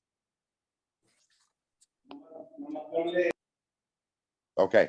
Brother Hakeem, you want to kind of like elaborate on this? In fact, I might need to download it. Let me download it so that I can I still need to write the article regarding the Moorish governmental structure based on it. I haven't gotten around to doing that yet. Problem. But it's essentially the product of me going through the Rudder and Sextant, reading every single line and deciphering how that structure would look, right? And so the best representation I could come up with was this. Of course, there are two different pictures with the ex-Halfa in the Rudder and Sextant, one of which has government at the center. The other, I believe, has Sultan at the center. Now, the one that has government, I switched that out with constitution, right? Considering that most modern governments are based on constitutions. Hold on. Yeah. I'll be right back. Go ahead. And I'll continue. Islam, whoa, whew. Wow. What you got? It's a lot to take in, yeah. Are you back? I guess you're not. Okay. No. I'm running to the door real quick. I gotta lock up. Oh, you're fine. Very interesting. So the circle on the right, as we can see, it represents the monarchy and the Moxen, which you've got the Sultan in the middle, which is the ruler, and surrounding it, you've got the Sutra, which is the shield, the Sayaraha, which is the navigator, the Wazir al-Raiz, which is the prime minister, Amir, which is the commander, the Sharif, which is the head mufti, and then you got your chief magistrate, which is the Qazi. That will be based on your monarchy. And then the circle on the left, it's more conducive to what we have going on today, which you have the Constitution in the middle, which represents the people, right? And then surrounding it, you got the Majis, the can't pronounce that, I can't even read it, the Jama, the Dar al-Wazirat, the Dalil Aziz, the Dar al-Mufti, and the Darul Adal. And then you also have the House of Justice, the Parliament, the Council of Elders. So so let's say it better. So the Majid is the Parliament, the Jama is the Council of Elders, the Dar al-Wazirat is the House of Ministries, the Dalil Aziz is the Great Council, the Dar al-Mufti is the Training Academy, and the Darul Adal is the House of Justice. And then you'll find the people centered in the middle. However, the way we've got it set up is more equivalent to the circle on the right, with the Sultan being the people, and then we've got the Sutra, Sayaraha, Wazir al-Raiz, Amir, Sharif, and the Qazi surrounding the people in protection of the people. Except we don't have an Amir. I don't know. Are you back, Brother Hakeem? Okay, so I'm not sure what the equivalent for our state would be, but we don't have an Amir. We've got the Sharif, we've got the Qazi, we've got the Sutra, we've got Sayaraha, we've got the Wazir al-Raiz. I'm assuming that the Amir would potentially be the Hajib. And so, but back on the left, you got the legislative branch, which is the mother. You've got the executive branch, which is the child, and then you got the judicial branch, which is the father. The Holy Trinity, right? Mother, son, or mother, father, and the child, or what the Christians say, the Father, the Son, and the Holy Spirit. Which doesn't sound right when you think about it. You said it doesn't sound right? When you think about it, because you can't have a child without a mother. You cannot have a child without a mother. However, you're talking about the modern Christian ideology surrounding the Father, the Son, and the Holy Spirit, right? Well, it's very interesting. This is how I would look at it. The Holy Spirit is the mother. She is the Holy Spirit. And through her, the Father and the Son are born, right? Except the Father is obviously older, but when he was once a child, right? All of humanity comes through the womb of the mother. Islam. You may continue breaking it down. Islam. Yeah, that was an excellent point you made. Go ahead, brother. Yeah, someone had a question? No. But yeah, that was an excellent point you made. One key thing I wanted to emphasize, which you emphasized earlier, is how brilliant our ancestors were. Mm-hmm. Because the more you read the Rudder and Sextant, the more you analyze it and think about it in terms of Moorish science, it's on point. Yeah. You feel me? In terms of symbology, everything. Right. Just the breakdown of the legislative, the executive, the judicial, their relationship to mother, father, child, and as well as the fact that each of the three branches of government broken down into two different sections, the lower chamber and upper chamber, and the fact that earlier in Article 5 of the Rudder and Sextant, it referenced initiate officers and adept officers, and the combining of the two, the uniting of the two to form the Moorish government. That's like I found that interesting because the lower chambers, that's where, of course, the initiate officers would come in, and the upper chambers where they graduate to. And when you read the whole thing, you can see that most of the power of government is vested within the upper chambers of each branch, right? For example, the Great Council, being the upper chamber of the executive, is in its function. One of its function is to ratify treaties. Correct. You don't leave that to the lower chamber guys. Those are newcomers. Their focus is administration of government, making sure the government services are rendered to the people in a fair, equitable manner. But yeah, I just thought it was interesting how everything kind of come together, and in respect of Moorish science. But yeah, it's a lot to take in. It's like I personally think it's, I was just gonna say it's like a great big puzzle. Go ahead, though. Right. I personally think it's unfinished because, as you can see on the left, there's a lot of notations, but I wish there was more emphasis or explanation, at least, about the Grand Council of Sultans, because from what I gathered, those are the only two functions of them, is that they can appoint new caliphs if there's no prophet, and or one of them can perform the duties of a caliph in case there's no caliph. But other than that, there's no mention as to what their functions are. Go ahead. Someone has something? Okay, well, that's excellent what you put together here, good brother. And I'd like to add on another thing in regard to the Holy Spirit.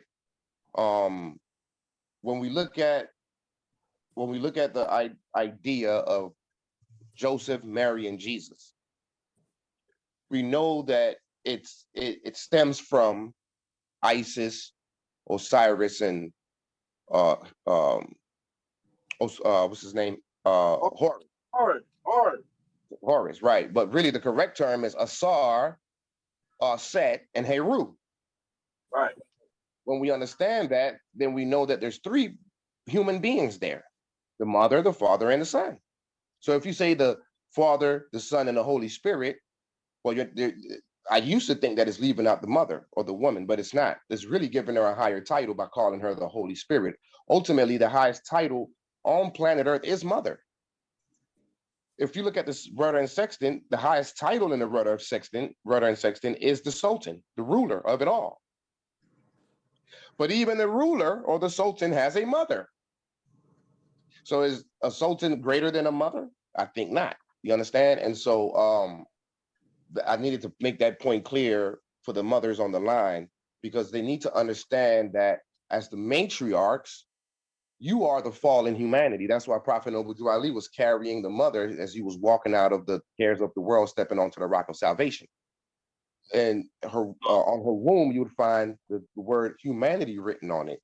Why? Because all of humanity comes through her womb, including so-called quote unquote white people, Chinese people, all the pale faces of the earth, right? Because the original people of the earth are Asiatics or melanated people, and all other people come from us. Understanding that everyone has our blood in them, but we do not have their blood in us. All of humanity got our blood in them. So really, essentially, the whole world, or everybody on planet Earth are Moors, because they all have our DNA in them. They came through the great Moabites, through the Yaqub experiment. Islam. Go ahead, brother. I would just like to add Camelback on the Trinity and how it's applied in everyday commerce. Okay, so whenever now I'm a dad, of course, and when I went to attempt to sign the birth certificate for my heirs, they told me the only signature that matters is the mother. Uh-huh. Okay, so what they did is now this is from a little bit of studying, and y'all can bear with me. I tried to look up the legal definition of mom. There is none. I tried to look up the legal definition of dad. There is none. But the word mother and father are in their legal dictionaries. Okay. So you are literally, as the mom, they convert you into a mother, and your heir becomes the Christ. A lot of people don't understand that. Now, the peculiar part, the daddy does not make a difference until he steps in. So right now, if we haven't completed the proper processes, we're all acting as Joseph instead of Osiris, or as they say, God the Father, until we correct that on those certificates. Just wanted to share that. Well, Islam, and guess who corrects it on the certificates? The mother, the Sayaraha. She signs on our certificate of live birth through our states, considering that we're coming out of death into life. Who brings us back into life? The mother. So she signs the birth certificate, or the certificate of live birth. And by the way, I realized that I was speaking to Asaro. What's going on, good brother? I ain't talked to you in a minute. I want to congratulate you all on your inauguration. It was an excellent video. You checked the boxes. I'm happy, and I think that you all should pat yourself on the shoulders, because what you have done is something that hasn't been done in over 200 years, good brother. And so, and I'm talking about getting it being done the proper way based on the instructions that's been laid out and set forth in international law as it relates to our treaties. See, we got to understand it's our treaties that dictates international law, not the white man or any other man for that matter. It is Moroccan law that identifies and dictates all of international law in and of itself, because it's its foundation. And you guys did your part. You checked the first box, which is sovereignty and independence, which has several boxes within it. And it's not an easy task, because it's something that we haven't done in over 200 years, but you guys have accomplished it. And I just wanted to give you all honors publicly for such a great job. Well done. And just welcome aboard to statehood, good brother. Islam. Islam, gratitude. Islam, good brother. The Qazi, you the Qazi, right? Absolutely. Islam. So then that means that your symbol is the pyramid. Exactly. And my fez is green. I challenge you to find a green fez, though. Actually, I already found one. I'm waiting on it. Islam. That's what's up. That's great. Brother Nasir, are you on? I am, and I just wanted to also congratulate the brother that you just mentioned as well. And I just wanted to know what corporate jurisdiction was replaced with proper Moorish government. I'll let them answer. Tejas, aka Texas, or tax. Excellent. Very good. Very good, brother. Very good. Thank you. I appreciate that. The Alamo. And the mother is also on the line to say Araha. Her name is Makara El. Honors to her as well. Definitely. Honors to her as well. Thank you. Thank you all. Appreciate that. Islam, the brother from Texas, is that Jerome? Nah, that ain't Jerome. Jerome is not in the house. What? That's Jerome. I recognize his voice. What's going on, Brother Ben? Wow. Oh, y'all know each other. You didn't tell me you got that. Jerome, I was mentioning the government. You never said anything to. You never elaborated on it with me. Islam, bro. I must not have been. Were you mentioning it in the conference or something? Yeah. The first day we met, man. I'm listening. I'm like, wait a minute. This can't be who I think it is. Part of it then. Wow, you made a wise decision, boy. I didn't even know you was at that point, man. God, dog. I've been on Moorish science since 2007, brother. Oh yeah, I understand that part, but I'm saying as far as the government, man, because even Mama D, she rejected the government herself, coming through. We brought it to her, and like there's a lot of brothers who's rejecting it. Wow, Islam, man. That's just because she has to see the benefits, and she has to grasp what's actually going on, which is kind of funny because even the process that she's using is governed under the Declaration of Independence. And if you read the Declaration of Independence, what we're doing is what they are required to be self-governing, Me and my empress and my sister, we all sitting here. We just finished reading it. And I looked at my email. I was like, oh, I didn't even know we had a call tonight. So, just jumped in. So, sorry for the tardiness, y'all. Oh, wow. Wow. Yo, brother, you guys got a real genius right there. Real soldier right there, bro. Oh, man, he's on the team. Oh, my God. Y'all don't even know what y'all got here, y'all. Islam, man. I'll yield the floor. Gratitude, brother. Gratitude. Mm-hmm. Well, I guess Jerome is in the house. Absolutely. And Jerome actually means Heru. Me, I am Heru. Islam, good brother. What was that? Brother Nazir, are you on? Yes, I'm still here. All right, you looking at the screen? Yes, I'm looking at the screen now. Break that down for us, good brother. Break that down for us. All right, well, thank you. First and foremost, I bring gratitude, of course, to Brother Abdul and all the Moors that are on the line right now. I appreciate everybody. Also, I just talked to Jay last week because I've been just officially anointed the role and title of Kazi for Unami Buffalo Nation, Ante Delaware, Ante New Jersey, and Ante Pennsylvania. So I will be talking to the brother from Texas along with a whole lot of other Moors who are all Kazis, so we can start our own, podcast or meeting or things like that, just to talk about some of the challenges, or not even challenges, just some of the responsibilities that we have as Kazis, along with Jay, of course. But that'll be of course down the line, and helping other Moors to erect a state provincial government as well. But I just wanted to break down really quickly. I've been talking to a bunch of Moors about this here graph that's on your screen that Brother Abdul was so gracious to share with you guys on this platform. What I wanted to just say was this. Basically, with the emergence of Jay and what Brother Abdul is doing for Moors all over the planet, going over documents, making sense of everything that we've missed through our studies. And a lot of us have been studying for a very, very, very long time. And we've all know the names of the individuals who have, whether it was good intentions or bad intentions, who have really started this movement on a social level during the time of internet and VHS tapes and so forth and so on, that they've gotten to a level where, the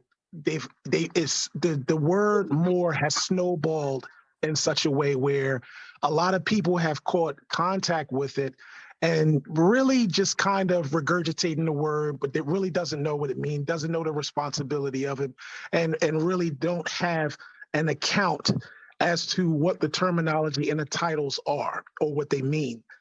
And the fact that brothers like Jay and Abdul have now created a platform to course correct everyone on such thinking and incompetency, I've just decided to take it just to another level in terms of trying to get into people's minds.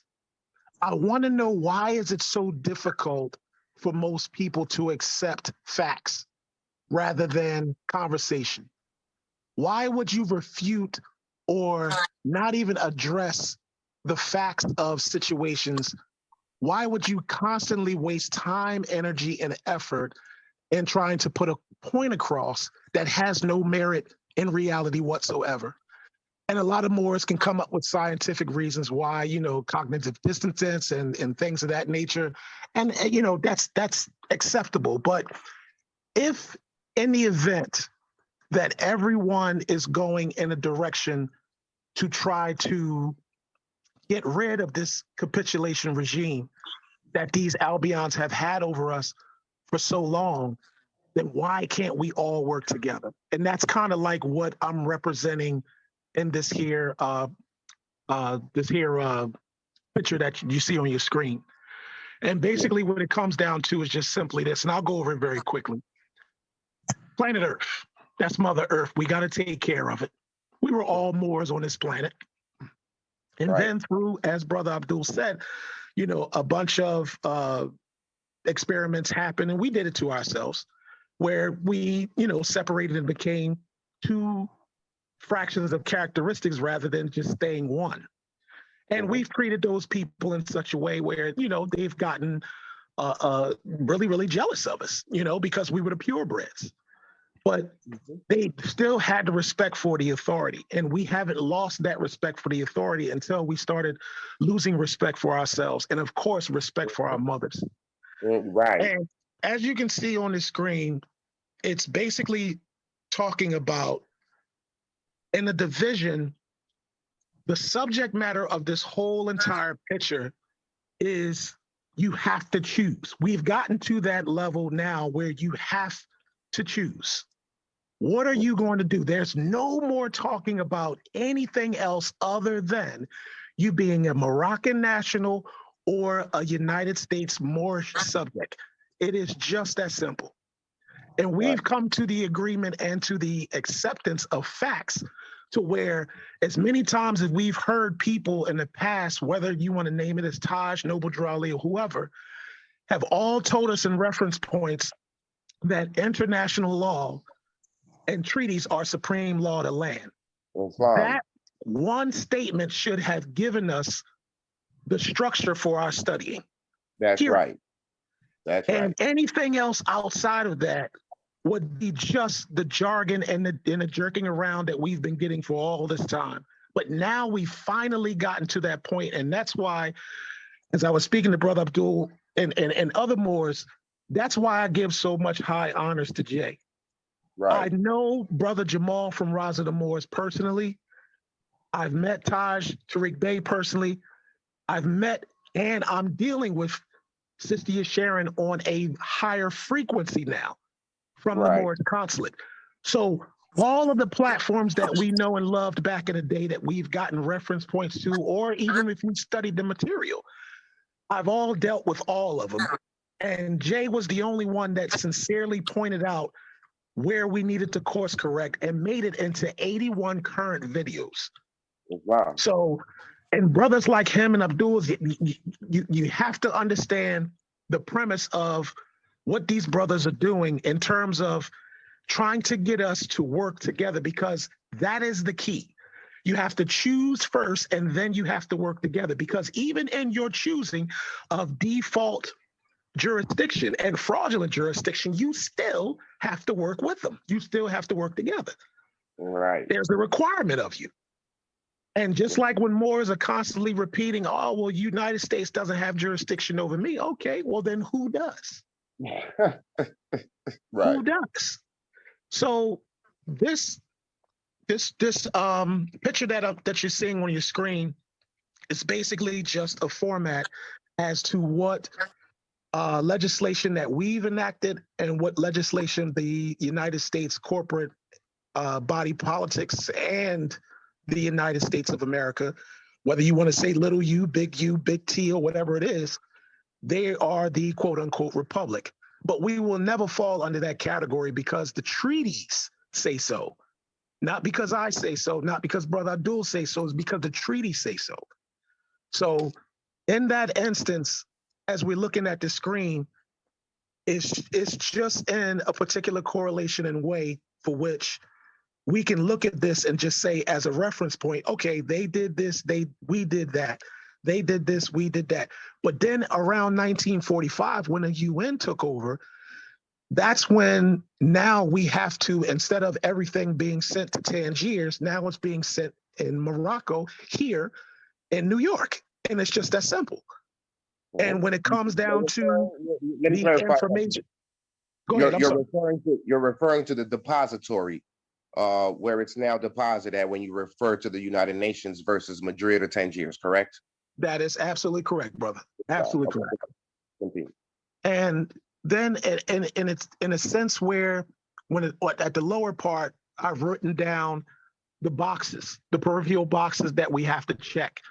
And when I teach classes and when I go over things with the Moors in my jurisdiction, I tell them that the United States can never, ever, ever have nationals. Whether they check off all 6 boxes, it will totally, totally never, ever be complete because they don't have nationals. So you have to keep that in mind, that whenever we're talking about enacting laws and jurisdiction and things like that, they are just the placeholders because for so long we were so absent. Keep in mind, the UN is ineffectively present because they are trying to garner peace and prosperity throughout the whole planet. There must never, ever be anarchy. So if they have to choose, they're going to choose the lesser of two evils, because, you know, it has to be someone there. And what I mean by that statement is, because there's absence, they still have to choose to do business with, you know, let's just face it, it's an evil group of people, because there's no one else there. Because they know even if they don't exist with their fraudulent jurisdiction, then it's going to be total anarchy over here. It'll be people going crazy. So now that we're here, just understand, Moors, that we're just here to manage them. That's it. No, you're destroying them, going to war with them, and all this other stuff. It's just to manage them. That's what the contract states. That's what our responsibility is. And that's all our job is to be. It's just to manage them, along, of course, with our other Moors. And just keep in mind, at the bottom, it's pointing out that we are the authority. It's just that simple. The treaties, as well as Prophet Noble Drew Ali taught us that equality is everything. That's what it's about. It's about peace and equality. Right. But keep in mind, equality is not authority. Authority is authority. And the subordinates are the subordinates. Those are the people who are occupying our land that the Sultan allowed to be here and go under the auspices of Americans. It's just that simple. But we, my brothers and sisters, are Moroccans, true Moroccans. So we are the authority.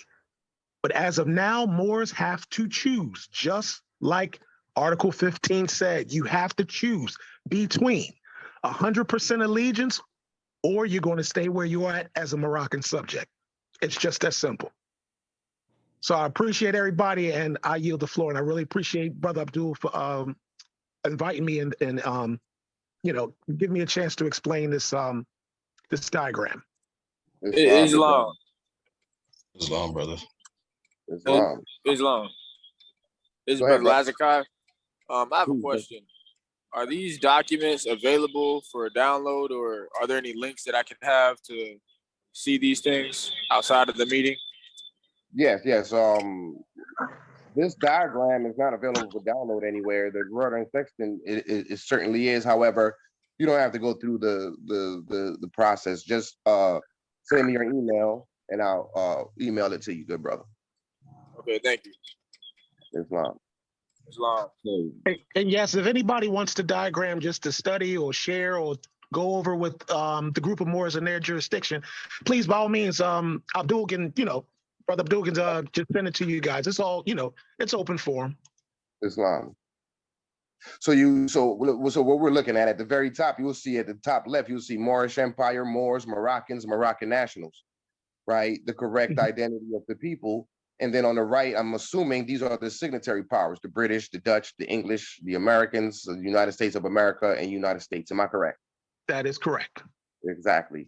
That is correct. Below that, you've got left, so you got two sides, the left side and the right side. Equality without inequality, all right? So it's like the economic liberty without any inequality. See, you cannot have any form of inequality.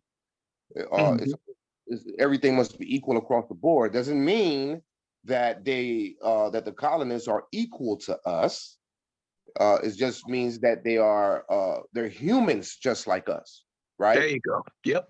So we still have the authority over them as long as they reside in Morocco. Islam. And so so below equality without, for example, on the left you got 1787 and 1836. That's a Treaty of Peace and Friendship. That is correct. That is correct. And then on the right, we've got, so they recognize that there's a Treaty of Peace and Friendship. However, they still enacted the Naturalization Act of 1870 and the Act of Congress of 1871. This is an excellent diagram. Yep. Yeah. And then you've got 1822, the secret Treaty of Verona, which holds no judicial standing because why? It's a secret, which makes it private law, which makes it negative law. Substantive law is public law, which is why you have to deposit your documents with the United Nations to make it public, and not just to make it public, but also so that the United Nations can do what they call transmit these documents by through diplomatic processes, right? Meaning that they promulgate it, meaning that when you deposit your constitution, the United Nations then turns around and inform all the other 193 states that there's a new state that has come online via ratification and depository of their constitution. Islam. And then below that, you've got 1886. Timothy Drew was born. Interestingly enough, he was born 6 years later after the Treaty of Madrid was set up. Interesting, right? And then in 1913, you got the good prophet created the Canaanite temple. Then you still had your Immigration Act of 1811, and then 1907 through 1917, your Immigration Act Part 2 and Part 3. I wasn't aware of those. I got to look those up. And then on the left again, below the next treaty after the Treaty of Madrid in 1906 was the Treaty of Algeciras, so the Act of Algeciras. That is correct. At that point, Prophet Noble Ali was 20 years old, and which makes the point that he knew about the treaty. That's right. Which is why he said, "Children, you are plainly rich," because that's right. That's fascinating. And then 1945 is when the United Nations was established, and the United Nations was established off of the auspices, or the foundation to it is the Treaty of Fez, as the good brother Jay keeps going over, because he's pointing out the 6 principles in Article 1 of the Treaty of Fez. Let's touch that real quick. Let's touch the first 6 points. Where's my Treaty of Fez? 1912. Can I do my thing? Let's pull up the treaty. Let's look at these 6 principles real quick. Come on, pull up. Let's open up. Thank you. All right. So, we never touch the treaties without at least looking at the preamble. So what does it state? The government of the French Republic and the government of His Sharifian Majesty desirous of inaugurating a regular regime in Morocco based upon internal order. See, it's all about order and general security. It's all about order and security, which will make it possible to introduce reforms and to ensure the economic development of Morocco. It says of the country, but it's of Morocco. Have agreed upon the following. So Article 1, the government of the French Republic and His Majesty the Sultan have agreed to establish in Morocco a new regime comprising the administrative, that's the United Nations, judicial, that's the ICJ, educational, economic, financial, and military reforms which the French government may see fit to introduce within the Moroccan territory. See, this is how you identify that the Sultan gave away the pen, because they say it right here, which the French government may see fit to introduce within the Moroccan territory. Right? This regime shall safeguard the religious status, the respect, and traditional prestige of the Sultan. So since there is no more Sultan, then that will be the people, right?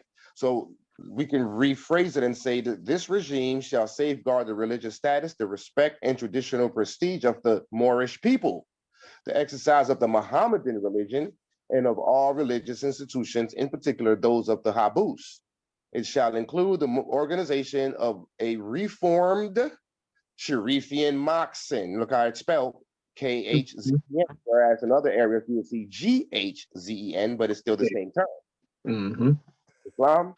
So then let's go back to your document. So that's where the United Nations come to be from. And interestingly enough, right below that, you've got France versus United States in 1952. Right? And then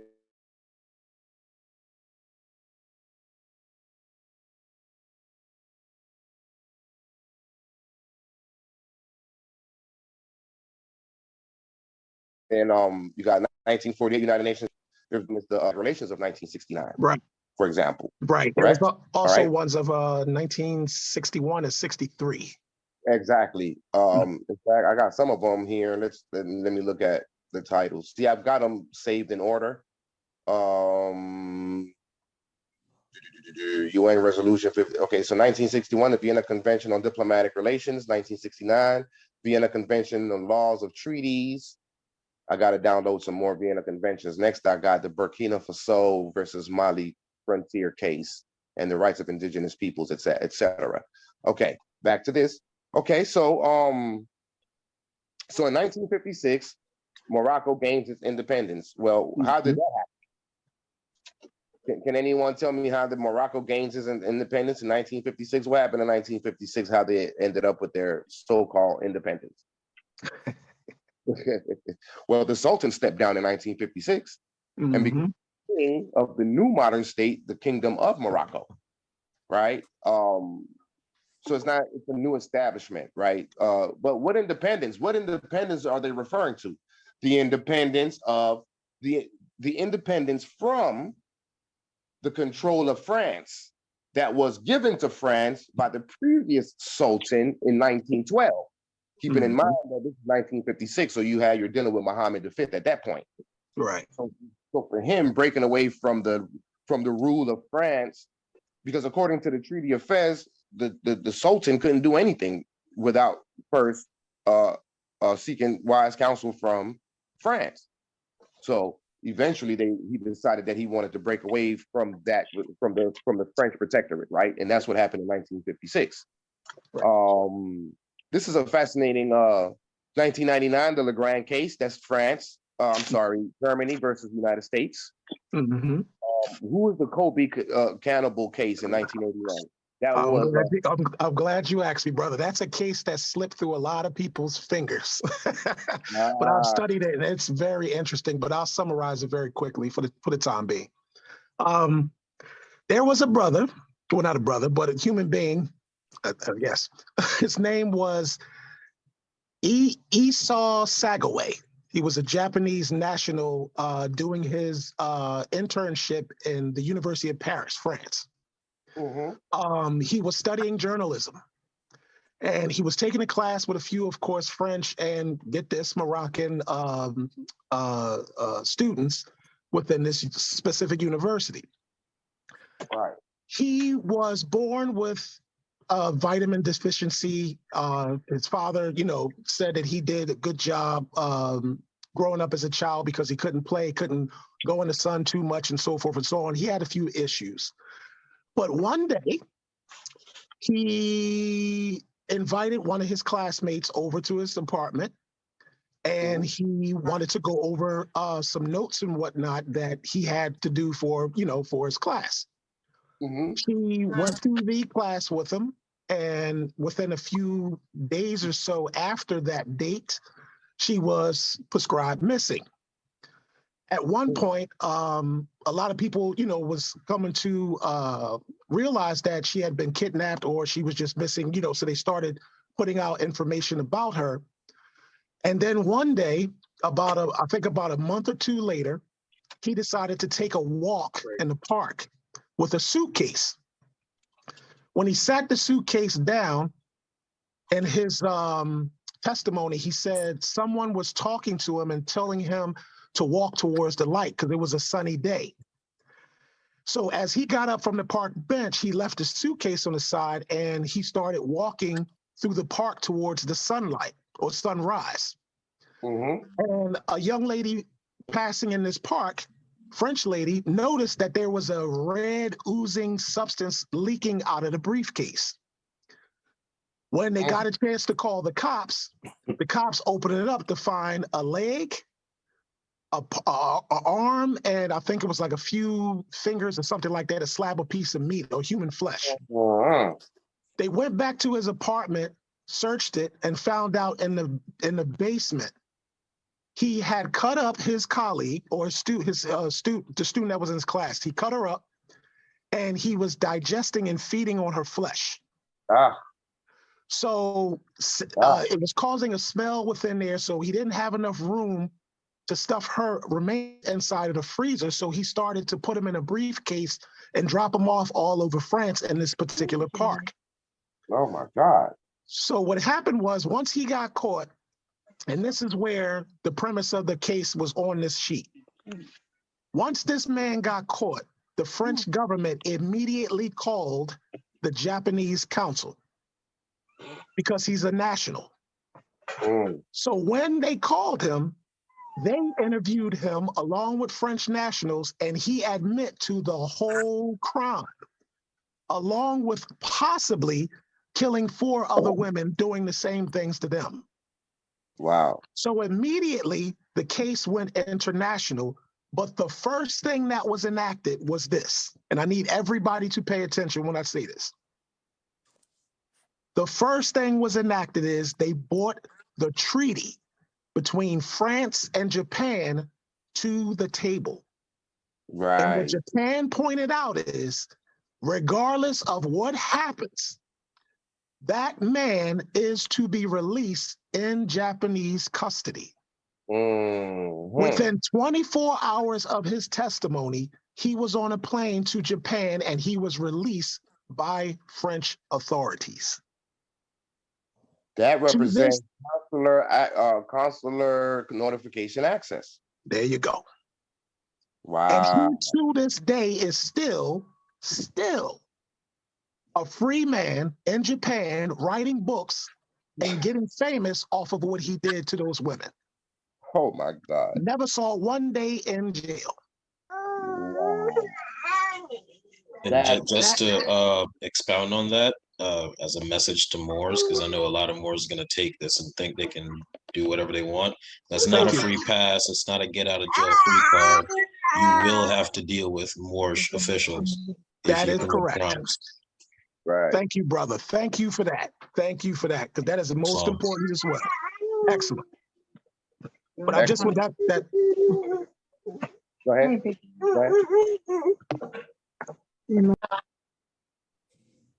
Go ahead, brother Nasir. What were you saying? Yeah, so I was just going to say, the brother took the words right out of my mouth, but that's exactly the authority that, it's supposed to be passed over to the point where there's nobody that's supposed to be doing anything. And of course, the Legrand case with US versus Germany totally went the reverse way. Those brothers got executed and everything. They didn't even get a chance to really even be properly represented. And the state of Arizona got them out of there. Right. So that's where, the difference between the two, to understand the authority, just like how it says on the page, the authority takes over immediately for those nationals, just like we are for our nationals. We are the authority. We're the authority. And the other point that I'm hearing as well is the power of treaties. Yes. Treaties is the supreme law of the land. That's right. Wow, that's excellent, brother. I'm happy, and I'm just gratitude, brother, for sharing that piece of information, that knowledge, that historical event. Wow. I mean, like the good brother, don't think you're gonna do that here. Right. Now, don't get me wrong. We'll have you released to the Moroccan government, but then the Moroccan government will deal with you accordingly. You ain't gonna be walking around free. Exactly. That's right. That's right. Freedom and justice, so we can't have that. Wow, that's kudos to you, good brother, for sharing that piece of information. That's fascinating because it shows improve the power of the treaties and consular notification access. That's correct. Thank you. Thanks as well, because I was familiar with the case, but never knew about the court case that took place afterward. Mm-hmm. Yes. Very good case. But I yield the floor, though. I really appreciate this, guys. Thank you. Appreciate you. We appreciate you to the fullest extent of the law. So that's this diagram. This is an excellent diagram. I love the diagram. I also noticed that on the right, you got Smith, Jones, Johnson, and on the left, you got Bay, Al, Ale, Ali, and Day. So now I spoke on the Smith and the whole slave name concept. Now, what makes it, if you want to call it a slave name, keep in mind that the slave name The free national name is Moroccan. Understanding that my previous understanding of that was that the free national name was Moorish American. Wrong answer. Right. The correct free national name is Moroccan. The slave name is Negro, Blacks, Colored, African American, right? However, if you reduce it to your surname, you would have a slave. Smith will be a surname, will be a slave name if the title Bey, El, Ali, Day, or Al is not affixed to it, because that's what they took away from us, was our noble titles, Bey, Al, El, Ali, and Day. Would you agree with that, good brother? That is correct. Yep. Correct. That's correct. And so the boxes that you need to check, as I'm seeing here with the X's, is the seal, or should I say, it says seat, but I'm assuming you meant to say seal. That looks like a typo. Yeah, there you go. Right. Seal, flag, Constitution, ratified and deposited, RD, promulgated, and what's the A? Acceded. Okay. And then the PI, what's PI? PI is public inauguration. Public inauguration. Islam. Wow. This is an excellent document here. But why do you have it on? Do you not think you should have those boxes on the left side on the authority side versus the subject side? Because if you complete those boxes, you would no longer be a subject, you would be a national, which now you have the authority. That is also correct, but until we have 13 boxes on the right, we must all come together. We do need to come together. And keep in mind, it may not take 13 states, it could take 10. The point is to establish or re-establish the sovereignty of the Empire of Morocco through the central government, through our states, when we come together and enact the constitution for the Moroccan state, or for the Moroccan government, or the United States of Morocco, placeholder name. It could be anything else. Islam. And then below that, you've got jurisdictional authority, allodial title, consumption tax, etc., state issued cards, and sovereignty versus jurisdictional authority, tax, mortgage, social security, certificates, and lies. Fraud. Pretty simple and plain. But let me point out this too, real quickly. I had a young Moor ask me, who I showed his diagram to, and this was interesting. He was he's about 20 years old, but he's just studying. He called me one day and he asked me a very interesting question. He said, Brother Nas, let me ask you a question. He says, if Noble Drew Ali is the prophet of everybody, and everybody is in honor of what he did for the Moors while he was alive, he said, why do you have him on the subject side? He said, you got all this information on the subject side. And I said, to him, my answer was, I'm going to steer you in the right direction, but I'm not going to give you the answer. I said, the direction I'm going to give you is study the Zodiac Constitution, study the, forgot what it's called, the Quran, the Holy Circle 7. I said, study that, and then tell me, where does that fit in international law? And when you give me the answer, then you'll give yourself the answer. What I'm telling everybody here today is, Noble Drew Ali, Taj Tariq Bey, Sabir, Abdul, Shem, Tamara, all Moorish subjects. Hakeem Bey. Hakeem Bey. Yep. It is a fact. Hakeem Bey, Asir the Ducateers, Cujo El, Jamal Bey, Lamont Il, all of them. They're all subjects. That's a fact. That's not embellishing any arrogance. It's just a fact. It is just a simple fact. So when it comes down to it, again, it goes back down to the subject matter. You have to choose. You have to choose. And this is pretty much a really, really simplistic diagram sheet for just Moors to see what's the difference between the two. What am I choosing between? You either be the authority or you be a subject. That's it. That Islam. Well done, good brother. Excellent, excellent diagram. I'm glad you sent it to me, and I'm glad you're on here today to share it and explain it for us, especially 1981 Kobe, the Kobe cannibal. Oh my goodness, that's crazy. Wow. Wow.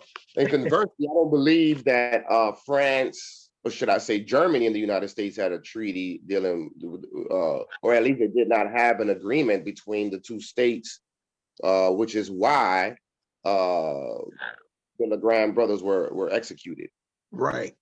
Same Right. reason why Brittany Garner, I believe that's her name, is in Russia locked up right now. Mm-hmm. Yep. That's currently what we're dealing, what we're going over with the good brother Saint Germain Bay, consular notification access. Wow. Okay, that was brilliant. I appreciate that demonstration, good brother Nasir. Wow, it's got me speechless. This is great. All right, the floor is open for another couple minutes or whatever. It's 10 o'clock. We want to close out at least by 10:30 or so, really earlier, but I know sometimes we got extra questions and statements and comments. Keep in mind that others got to go to their jobs in the morning in the AM. The floor is open for anyone who may have any form of any discussion, statement, comments, critiques. Tell me how ugly I am. It don't matter.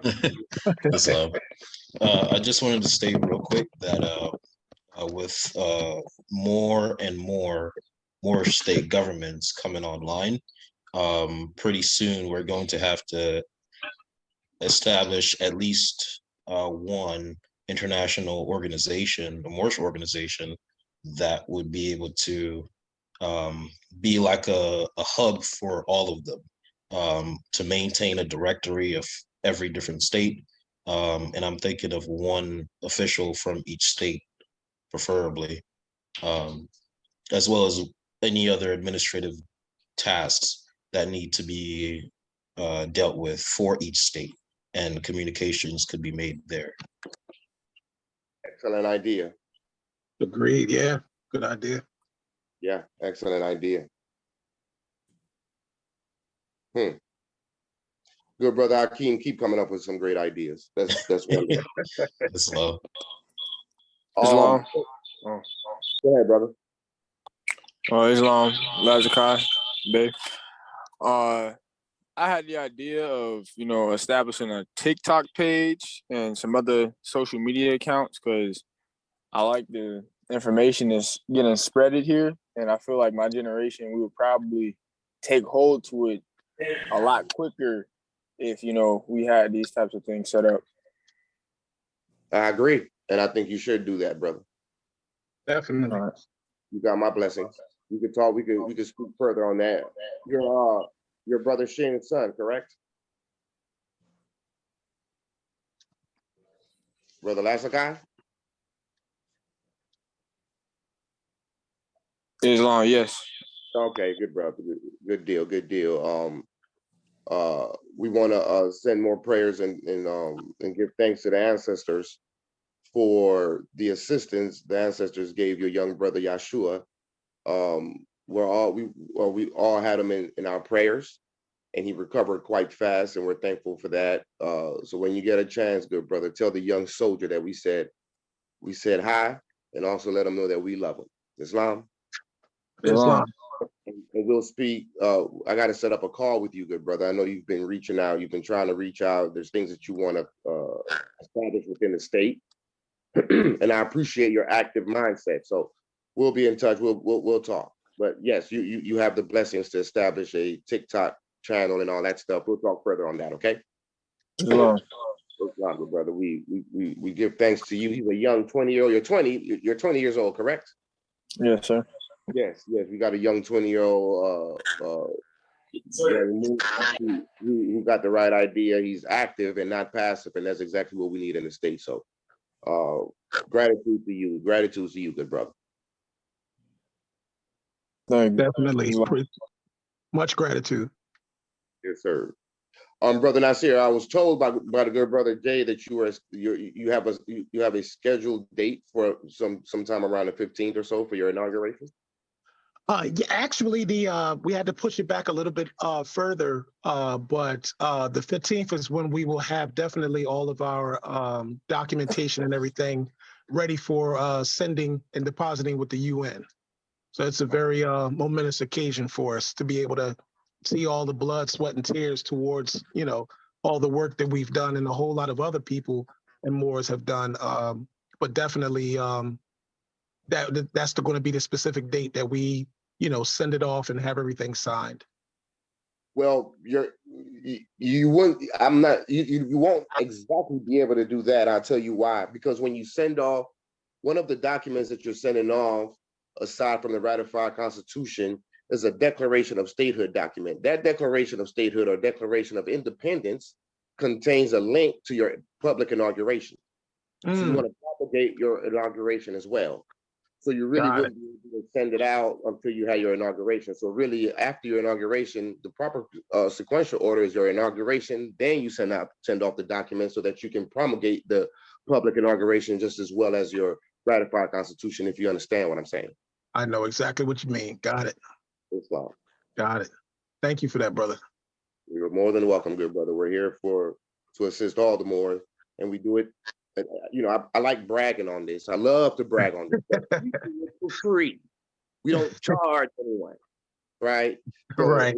The finance is going to come during the phase of economic liberty without any inequality when we finally bring the United States to their knees and force them to start paying these taxes that they owe, and they owe big, right? Since 1906 at minimum. We're not even going back to the 1700s. It's 1906 since the Act of Algeciras. So, Islam, good brother, we look forward to seeing your inauguration. Excellent. Thank you. I appreciate that. You're more than welcome, good brother. We thank you for checking the boxes. We need more and more like yourself, man. That's beautiful. So if you were able to get it done by the end of this year, we'll have 6 by the end of the year. See, what the good brother Jay Bay has done is he created something that's repeatable, duplicatable, and transferable. Mm-hmm. Has utilized the knowledge and the skill set that he learned in corporate America. So what he has actually done is he has created a system to establish a state as it relates to the way you establish systems to establish businesses. So Right.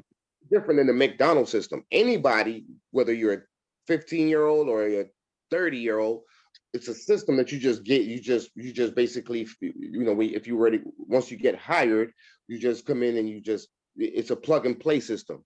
They right into the system and you just follow along with the system. There is no reinventing anything. There is no burning up any brain cells. You just come in and you follow the system.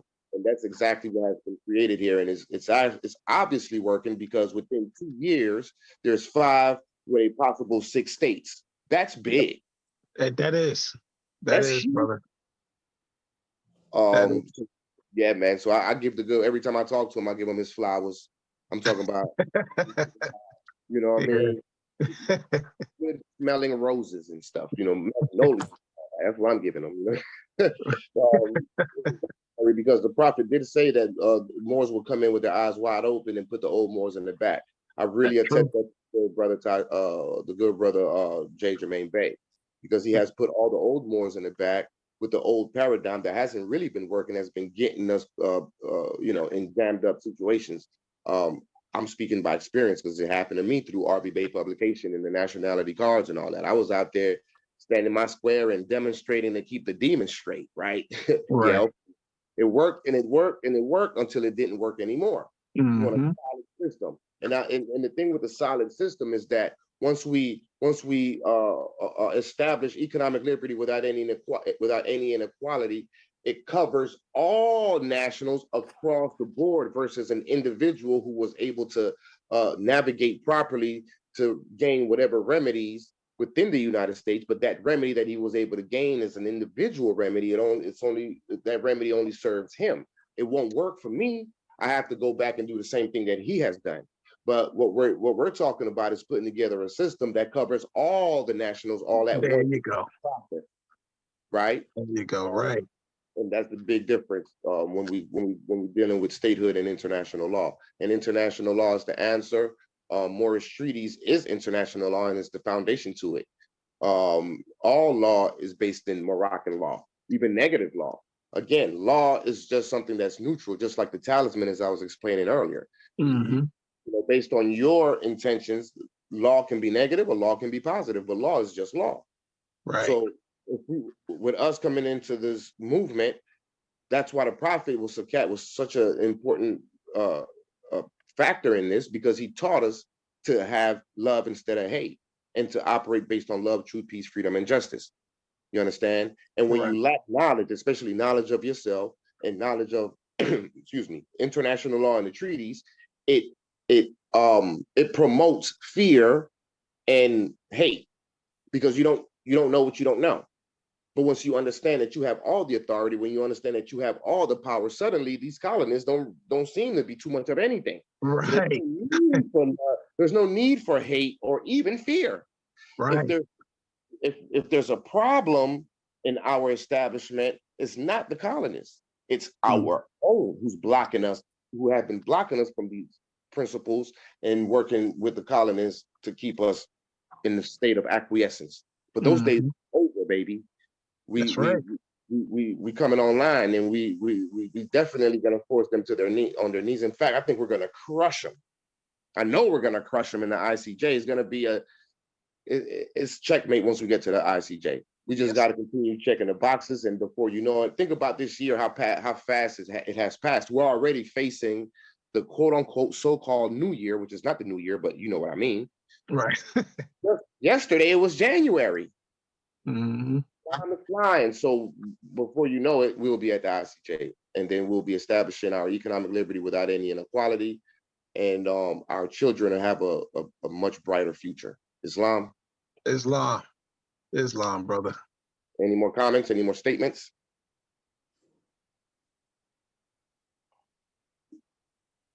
All right. Islam. Yes, sister. Yes, sister. I love your accent.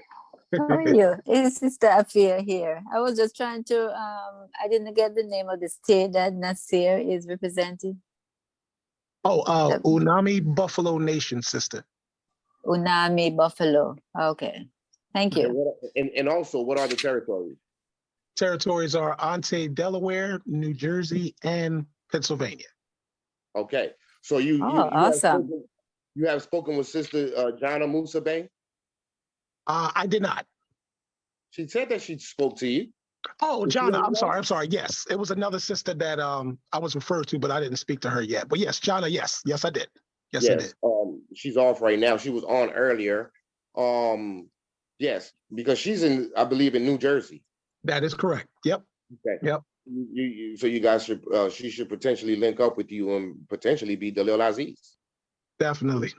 And we also have, because we're a rare government, of course, operating within 3 corporate jurisdictions. We have 13 positions, and we also have a regency who operates as a state within a state, so to speak. So we're very profound when it comes to making sure that we all have our positions covered and have our territories governed the proper way, so that all of us are sequentially and openly working with each other. Islam, brilliant. This is what we call Moorish brilliancy.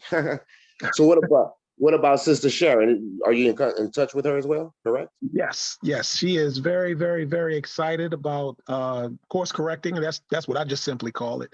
But she understands just by pointing out a lot of things about the treaties. Her and I, through our discussions since the second time actually that we met, because I met her before years ago when she was a part of the Moorish consulate, and now she identifies treaties and supreme law of the land, things like that, and constitutions for what they are, and understanding where she needed to course correct and where all Moors or most of the Moors have went wrong. And you know, she's developing and growing by the day. She's doing a wonderful, wonderful job. Wonderful job. She is, and she has referred so many people to our state over here in Georgia. So many people have called me. She posts our website, and they just going on the site and clicking the nationalized button to fill out the applications is getting out of hand. It's ridiculous. And she's also posting on Facebook the AMPAG study sessions. She posted our YouTube station channel, and she's just promoting AMPAG and AMPAG all across the board. It's crazy. And I've never spoken to the sister before, so at some point, if you don't mind, perhaps you can link us so that I can directly give honors to her and thank her for her good works that she's undertaken at this point. Will do, brother. Will do. Will do. Brother, we appreciate that. Islam.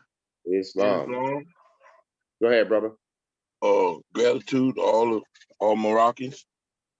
I'm not sure, but I think that the mother with the beautiful accent, I think she had something else to say in there. I think she was trying to say something. You got something else to say? You the floor.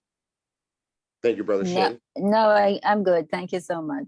Okay, thank you, sister. Sister Athea, we appreciate you. And brother Shin, brother, how's the little man? How's Joshua? Little man is thriving with his mom right now. He has a dentist appointment, and he's just loving life and very appreciative. That boy so active. Yes, absolutely overwhelmed with the support. Islam family. I love you all the family. And this what I'm hearing tonight is like, I mean, they call it Christmas, but this is this is really a gift. Islam, good brother.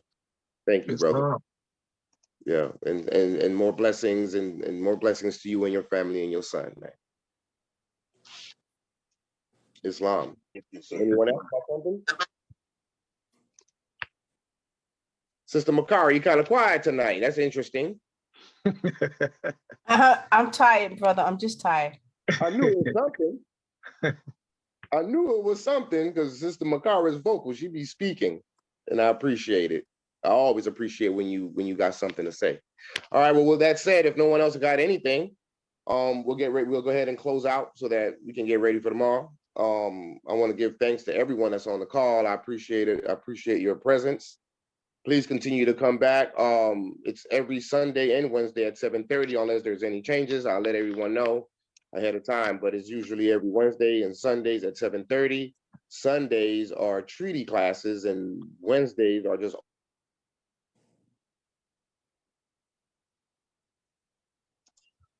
audio went out. The blessing on you all. Islam, peace and love.